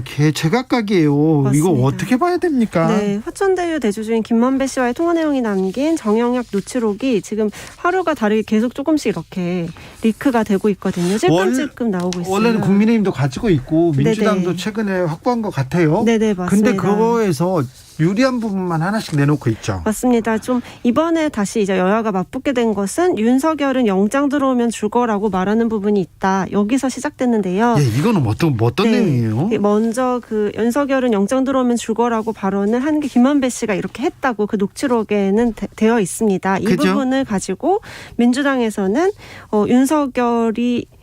윤석열의 이름을 언급한 거 그리고 윤석열이 이렇게 말한 것 자체가 어떤 윤석열의 연관성을 보여주는 것이다 이렇게 주장을 했고 거기에 대해서 이제 토론회에서 이재명 후보도 이 부분을 윤석열 후보에게 물었지만 답변을 제대로 하진 않았습니다. 근데 이제 그 이후에 국민의힘에서도 이 같은 녹취록을 가지고 사실은 이 윤석열은 영장 들어오면 죽어라는 발언 전에 양승태 전 대법원장에 대한 언급이 있었기 때문에 이거는 이렇게 그냥 워딩 그대로 볼 것이 아니라 윤석열인 죄가 많은 사람이긴 해. 김 부장 잘하는데 위험하지 않게 해. 이런 내용들이 김 씨의 1등 흑기사라고 볼 수밖에 없다라고 이렇게 주장을 하고 나선 건데요. 네. 국민의힘에서는? 네, 국민의힘에서는 원래 죄가 많은 사람 발언은 다른 대화 참여자가 한 발언으로 김만배 씨가 윤 후보를 그렇게 평가했다고 할 수가 없다. 또 윤석열 후보가 여기 주체가 아니라는 것에 대한 증거다 이렇게 주장을 했고 민주당 우상호 본부장 발끈했어요? 네, 발끈했습니다. 민주당에서도 우상호 본부장은 저를 조작범으로 몰아서 억지를 쓰고 있다. 윤석열 후보 얘기를 하다가 되게 좋으신 분이야 라고 말하는데 그게 어떻게 양승태 대법원장을 지칭하는 거냐. 이거는 양승태도 그리고 윤석열도 좋은 사람이라고 해석하는 게 맞지 않냐 하면서 내가 국문과인데 이런 해석은 너무 어이가 없다. 이렇게까지 반박하고 나섰습니다. 그런데 이 문제도 있고요. 또 김만배 씨 누나한테 집을 사주는 문제, 돈을 주는 문제를 가지고 여기도 또 있고요. 또 맞습니다. 다른 사건들, 정영학 녹취록이 대장동 사건 수사의 핵심이긴 한데 녹취록의 신빙성 문제는 계속 나옵니다. 맞습니다. 또 오늘 월간 조선에서는 녹취록에 이재명 후보 캠프의 다른 인물의 이름이 들어가 있다라고 또 주장을 하고 나왔는데요. 그게 바로 김용 씨입니다. 현대의 조직부본부장의 이름이 들어있다 하면서 또 다시 이제 그 연결고리를 주장하고 나섰고, 또 일각에서는 이 녹취록을 정말 믿을 수 있는 것이냐, 네. 이렇게 정말 수많은 사람들의 이름이 언급이 되고 있고, 또 이들 중에 일부는 뭐 민형사상 대응 계획을 밝히는 등 억울하다고 표하고 있는데, 여기에 대해서 검찰은 왜 수사하지 않는가, 이렇게 또 그 검찰에서 해주기를 네. 기대하는 그런. 정영학 녹취록이 나왔습니다. 검찰은 왜 수사하지 않는지 네. 잘 모르겠습니다. 그리고 언론은 왜 이걸 분석해서 정확하게 좀 뭐가 옳고 뭐가 그른 건지 네네. 사실관계를 왜 확인하지 않는 건지 그것도 이해가 안 갑니다. 좀 해주세요. 네, 이게 전체가 이제 다 드러나면 네. 어떤 것이 진실인지 밝혀질 수 있을 것 같습니다. 네, 이거 가장 중요한 부분인데 네, 네 기자들 해주시고요. 네. 검사들은 좀 수사 좀 해주십시오. 네. 그만 좀 놓으시고요. 기자들의 수다 한결의 김민아 기자와 함께했습니다. 감사합니다. 네, 감사합니다.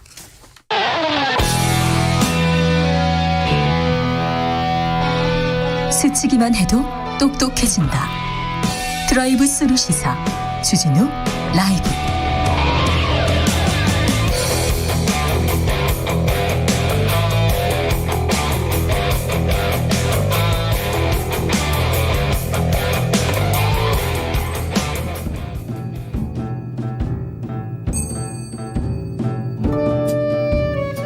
태초에 철학이 있었다. 하늘과 땅 사이 쏟아지는 궁금증, 세상의 모든 질문 이제 철학으로 풀어보겠습니다.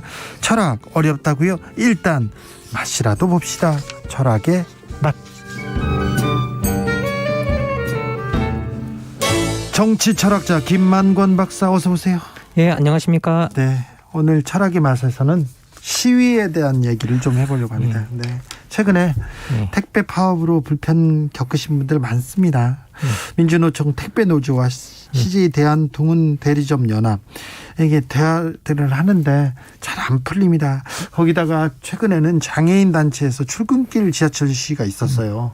21일 만에 종료는 되겠는데 참 장애인의 교통권 보장해야 되고 지지하고 응원하는데 왜 날만 불편하냐, 출근길에 나 출근해야 되는데 잘리면 책임질 거냐, 이런 얘기도 또 가슴 아팠습니다.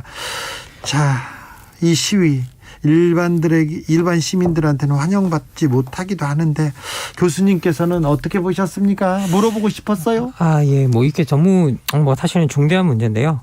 이게 기본적으로 저는 정치학 전공자고 거기다가 제가 정치 이론 전공자이기 때문에 아마도 이렇게 저도 어떻게 보면 되게 개념적으로 생각하는 걸지는 모르겠지만 저는 파업이나 시위 같은 경우에는 이게 한 개인들이나 어떤 집단이 자기 권리를 실현하기 위한 권리들이거든요. 네. 그래서 이제 정말 기초적인 권리이기 때문에 되게 권리를 실현하기 위한 최후 수단으로서 사용하는 권리이기 때문에 이거는 우리 동료 시민들이 조금 불편하더라도 감수하고 그리고 많은 경우에는 지지해야 하는 권리라는 그런 생각을 좀 가지고 있는데요. 그럼에도 불구하고 지금 현재 어떻게 보면 이런 시위들이 지지를 받지 못하는 건 저는 몇 가지 영향은 있다고 생각해요. 왜냐하면 제일 중요한 건 전 제도권 정치 문제 때문이라고 생각이 드는데요. 네. 이게 사실 우리가 보면 우리나라 같은 경우에는 이 제도권 정치가 계속적인 대결 구도, 정치 대결 구도 속에서 늘 대립하고 갈등하고 있잖아요. 그러다 보니까 여기에 나오는 어떤 대립과 갈등에 대한 국민의 피로감이나 혐오감이 엄청난데요. 그러다 보니까 이런 피로감이나 혐오감을 유발하는 사회적 갈등을 유발한다고 보이는 사람들에게 대한 어떤 반감 같은 것들을 내뿜는 그런 경향들이 있는 것 같고요. 그리고 이번에 또 노조 파업과 장애인의 이동권 시위 같은 경우에는 우리 사회의 내재해 있는 빨리빨리 문화에도 좀 영향을 많이 받았다라는 생각이 좀 들어요. 그렇기도 하죠. 예. 이게 택배나 지하철이 이제 우리 생활 속에서 빨리빨리 그리고 정확하게 늦지 않게라는 가치가 녹아 있는 가장 중요한 대표적인 수단인데요. 근데 이런 것들에 대한 이용에 직접적으로 영향을 받는다고 생각하는 사람들이 관심과 지지를 보내지 못하고 있지 않는가라는 생각도 듭니다. 네, 제가 파리에서 저기 독일로 넘어갈 때 공항에서 갑자기 에어프랑스가 파업을 하는 거예요. 휴가철 앞두고 파업을 하는데 비행기가 떠야 되는데 안 떠요. 근데 공항에 발이 묶여가지고 저는 발을 동동 구르고 있는데 옆에 있는 어떤 분이 태어나더라고요. 그러면서 야 어쩔 수 없잖아. 저기 항공사도 이럴 때 파업해야 더 효과적일 거 아니야. 그냥 즐겨 저한테 얘기를 하는데 저도 깜짝 놀랐어요. 그 얘기를 듣고. 뭐 저도 사실은 좀 비슷했는데요. 뭐 저도 뉴욕에 있을 때 뉴욕 지하철에 한번 파업을 한 적이 있었습니다. 네. 그때 파업을 했을 때 뭐 사람들이 욕을 하는 게 아니라 결국은 저 사람들도 저렇게 하지 않으면 안 되기 때문에 파업하는 거 아니냐. 그러면 네. 그 권리가 실현 안 되기 때문에 하는 거 아니냐라고 이야기를 하고 있고요. 그리고 특히 서양에서는 그 뭐 약간 어떻게 보면 시위를 했을 때 이게 뭐 당연히 나도 언제든지 할 수 있다라는 어떤 그런 생각을 많이 좀 하고 있는 것 같고요. 그렇죠. 예, 그래서 이것들은 뭐 동료 시민들이 그런 파업에 나서면 그건 뭐 우리가 그 부분을 감수해야 내가 할 때도 그 사람들이 감수해 줄 거다라고 생각하는 것 같아요. 근데 박사님, 예. 우리나라는요 언론에서 특별히 그렇습니다. 시위 앞에다 불법이 들어가고요. 예, 그렇죠. 뭐 예. 판단해보기 전에 불법 시위라고 하고요. 그리고 노조 앞에는 강성 들어갑니다. 예, 그렇습니다. 아니면 귀족 예. 들어갑니다. 이거 조금 프레임화됐다 이렇게 볼 수도 있어요. 예, 뭐 우리 같은 경우에는 기본적으로 우리가 뭐 지난 생각해 보면 어떤 민주주의 역사 속에서 시위 문화가 발전한 것들이 아니라 계속 독재 문화 속에서 그걸 저항하는 속에서도 시위 문화들이 발전했고 네. 그거 하는 과정 속에서 계속 그런 프레임들을 노동자 특히 우리나라는 노동 착취를 통해서 발전해온 국가이기 때문에 노동력 착취를 이제 통해서 발전해온 국가이기 때문에 노동이 파업하거나 그랬을 때 그것에 대해서 불법 프레임을 씌우고 그것이 잘못되었다는 프레임을 계속 씌우고 그리고 뭐 노조들이 형성이 되면 그걸 귀족 노조라고 뭐 표현하면서 그 노동자들이 마치 많은 이익을 사용자보다 오히려 더 많은 이익을 가져가는 것처럼 프레임화 시켜서 이야기하는 경우가 많은데요. 80년대 90년대 언론에서 계속해서 그 주구장창 떠들던 이론인데 그래서 그게 너무 조금 고착화된 것 같아서 좀 가슴 아파요. 이게 특히 최근 같은 경우에는 저는 여기다가 우리 사회에 지금 팽배해 있는 어떤 능력주의 같은 이론들, 능력주의 같은 발상들도 좀 한 몫을 한다고 봅니다. 많은 사람들이 지금 현재 어떤 각자 도생의 시기에서 각자가 알아서 살아남아야 된다는 생각을 좀 많이 하고 있는 것 같고요. 그런 와중에 사회적 약자들이나 이렇게 장애인들이나 아니면 이렇게 노동자들이 자신의 권리를 찾기 위해서 파업을 하고 시위를 하는 걸 어떻게 보면 사회에 약간 징징댄다라는 그런 식으로 표현하는 부분도 좀 있는 것 같아요. 조혜숙님께서 저도 전에는 몰랐습니다. 그런데 아이 낳고 유모차 끌고 다니다 보니까 길거리 다니는 것도 대중교통을 이용하는 것도 얼마나 힘든지 느꼈습니다. 평생을 불편함 속에 살아야 하는 분들 얼마나 힘드실까요? 얘기합니다. 장애인 단체에서 이렇게 시위를 하는데요. 욕설보다 무관심이 더 무섭다. 특별히 따가운 눈총, 욕설 견디면서 투쟁할 수밖에 없다. 이렇게 얘기하는데 가슴이 아프더라고요. 예, 이게 사실 또 이렇게 들었다 보면 이게 욕을 먹는 게 무관심보다 낫다라고 하는 건 결국 이렇게 시위하고 욕을 얻어먹고 나면 그래도 그 이후에 조금이나마 삶의 개선이 있기 때문에 이제 그러시는 걸 텐데요. 네, 그러니까 오죽하면 이제 그러시겠습니까? 그래서 근데 이게 시민의 삶의 질은 언제나 저는 어떻게 보면 국가의 제도나 법이 어떻게 그 시민들을 대하느냐에 따라 달라지는데 이 제도권 정치인들은 이제 표를 의식하는 사람들이기 때문에 목소리를 크게 내거나 힘을 가지고 있는 단체 그리고 무엇인가 그들에게 빠락빠락 요구하지 않는 사람들이 아니면 주목을 하지 않는 성향이 있습니다. 그래서 이제 표가 되지 않는 사람, 요구하는 이렇게 요구하지 않는 사람에게 아주 무관심하게 반응하는 경우가 있기 때문에 장애인들이 이렇게까지 이제 욕을 얻어먹으면서 요구해야 하는 지경에 이제 이르게 되는 상황이 만들어지고 있는 것 같습니다. 네. 물론 노조도 권력화되거나 기득권화되면 불법 저지르는 사람들도 있어요. 돈 받고 노조에서 돈 받고 그 주변 사람들 취업해 준다든가 이런 부분은 비판받아야 됩니다. 개선돼야 됩니다. 잡아가야 됩니다. 이 부분은. 근데 아무튼 박성근님께서는요. 분명 사측의 잘못된 편견과 착취가 문제입니다. 하지만 어느덧 노동자 집단도 이익 집단이 되어서요. 노동의 이익이 아닌 오직 자신의 이익이 우선시 되어 가는 것 또한 사실입니다. 이 부분도 좀 약간 노조에서도 명심해야 될 것 같습니다. 최승우님께서도 저도 런던 지하철 파업할 때 갔었는데 시민들이 아주 당연하다는 듯 불편함 감수하더라고요. 성숙한 사회라는 느낌 받았습니다. 이렇게 얘기하시는데 그런데요. 박사님 시위가 집회가 점점 환영받지 못하는 것 같아요. 점점 저 아까도 말씀드렸지만 저는 우리나라에서 점점 더 환영하지 못하는 데에 대해서 자기 책임의 윤리, 내 인생은 내가 책임지는 것이라는 윤리, 그리고 또 한편으로는 이제 능력주의 윤리들이 작동하면서 이게 뭐 사회적으로 약자들이 뭔가를 요구하는 일이 역차별에 휘말린다거나, 그렇죠. 예, 아니면 그러면서 이제 어떻게 보면 그런 사람들이 무임승차자로 몰린다거나, 그러니까 사회적 약자들이 오히려 이제 어떻게 보면 무임승차가 어떤 은유적 아무것도 노력하지 않는 자가 얻어가는 것에 대한 은유적 표현이라면, 사실 사회적 약자라는 말은 은유적으로는 이제 할증 요금을 내고 있는데, 근데 이런 사람들이 지금 현재 역차별에 휘말리면서 무임승차자에서 할증 요금을 내는 사람에서 무임승차자로 바뀌는 어떤 그런 현상들이 나타나고 있어서 참 안타깝다라는 생각이 들 때가 많습니다. 동의하시지 않은 분도 있나 봐요. 3871님께서 1700만 촛불은 사고 없이 정권 교체한 국민입니다. 아유, 그럼요. 우리 국민들은 훌륭하고 위대하시죠. 그 부분은 뭐 저도 이제 되게 놀라운 일입니다. 이게 뭐 몇백만이 모여서 시위를 하고 갔는데 약탈도 없어요. 길거리가 깨끗하잖아요. 네.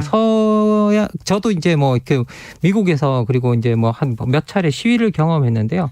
뉴욕에서 제가 그 이민자 뭐 시위, 그다음에 뭐 몇 번 시위를 뭐 월스트리트를 점령하라 시위 이런 데서 가봤을 때 뭐 진짜 수천 명 정도 모여서 지나가고 나면 거기에 쑥대밭이 되거든요. 네.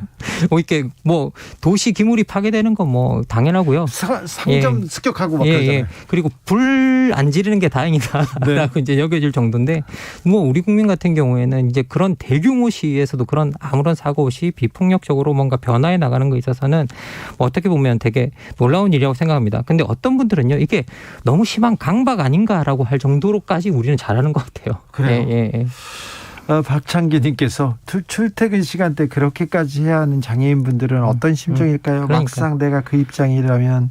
네, 그래서 좀 마음이 아팠어요. 조현수님, 장애인들을 같은 사회 구성원이라고 생각하지 않고 2등 국민으로 보기 때문에 배려는 의무가 아니라는 말을 할 수 있는 거죠. 이런 얘기도 합니다. 아무튼 좀 안타까운데, 민주주의가 발달한 서구 국가들은 시위 문화가 어떻게 변하고 있습니까? 뭐 지금 현재 이제 많은 그 서구 사회에서도 어떻게 보면 제가 아까 말씀드린 그런 현상들이 영향을 좀 미쳐서 이제 시위에 대해서 과거보다는 그렇게까지 뭐 적극적으로 지지를 한다거나, 아니면 과거보다는 그렇게 뭐 그걸 좀 당연하게 여기는 분위기는 아니라고 이야기를 하고 있는데요. 그럼에도 불구하고 오랜 시간 동안 그런 시위나 파업 이런 것들이 권리를 확보하기 위한 수단으로서 어떤 문화적으로 자리 잡아 있기 때문에, 그것에 대해서 그런 일이 일어났을 때 어느 정도 불편을 감수하는 일은 여전히 당연하다고 생각하고, 그것을 감수하고 있는 부분은 뭐 상당히 뭐라고 해야 될까, 일반적이다라고 그렇게 이야기를 할 수 있을 것 같습니다. 시끄럽고 불편한 시위, 사람들을 불편하게 해야 되는 시위를 할 수밖에 없고, 그래야만 겨우 관심을 가져주는 사회적 분위기. 네, 그렇습니다. 조금 안타까워요. 예, 뭐 사실 이게 제가 오늘 여러분한테 이제 핀란드 사례 하나를 좀 소개해드리려고 하는데요. 이 핀란드 같은 경우에는 우리랑 역사가 되게 비슷합니다. 그 환경도 비슷하고요. 왜냐하면 이 나라가 자원도 없고, 그리고 이제 뭐 러시아 혁명 이후에 독립하고 난 다음에 국가적 분열과 내전을 거쳐서 엄청나게 혼란을 거쳤는데, 이 국가가 1960년대에 노사정이 이제 어떻게 보면 최초로 어떤 그 합의 구조를 만들어냈어요. 네. 그러면서 지금 현재는 어떻게 보면 가장 파업이 없는 국가라고 하는데요. 이게 2015년 9월 18일에 핀란드 3대 노조가 파업을 했는데, 이게 엄청난 해외에서 큰 화제였답니다. 그 이유가 뭐냐면, 이 나라에서 이 파업이 있기까지 앞에 있었던 파업이 23년 전이었답니다. 그래서 그래요? 23년 만에 파업이었어요? 23년 만에 파업이었다고 합니다. 이게 그래서 엄청난 사건이라 좀 이렇게 주목을 했다고 하는데요. 그런데 결국은 이 파업 이후에도 노사정이 또 합의를 해내면서 일주일 만에 타협을 끌어내면서 이게 또 이제 그 협력 모델을 계속 유지했다고 하는데요. 네. 그런데 이 나라의 또 중요한 특징이 뭐냐면, 이 핀란드가 가장 장애인 이동권이나 이런 부분을 잘 보장해주고 있는 국가입니다. 네. 그래서 핀란드에서 이게 제가 사시는 분한테 이제 들었던 이야기인데요. 핀란드의 복지 제도나 장애인 제도를 보면 장애인들한테 돈을 주는 제도가 발달되어 있는 게 아니라, 네, 장애인들이 일상생활을 비장애인들처럼 같이 할 수 있는 시스템을 만드는 데 많이, 네, 투자하고 있고, 그런 것들이 발달되어 있다고 이야기를 하고 있습니다. 네. 예. 8181님께서 주진우 김 박사, 나 며칠 전에 시위 때문에 약속 시간 늦었다고요. 당신들 그들 두둔하는데 당신들 책임질 거야? 두둔까지는 아닌데요. 시위하는 거 좋은데 왜 시민들한테 피해를 주냐고요? 답해 주세요. 얘기합니다. 예.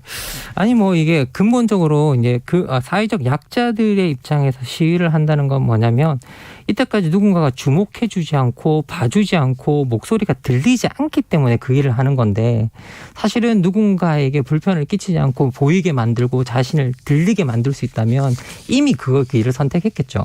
그래서 최후로 선택하는 수단이기 때문에 이런 불편을 어느 정도 조금은 감수해 주셨으면 좋겠다라고 고개 숙여서 이제 부탁드리고 싶습니다. 네, 부탁하는 거지 뭐 두둔은 아닙니다. 네, 아이님께서 우리도 모두 장애인이 될 수도 있음은 인지해야 합니다. 이렇게 얘기해 주셨습니다.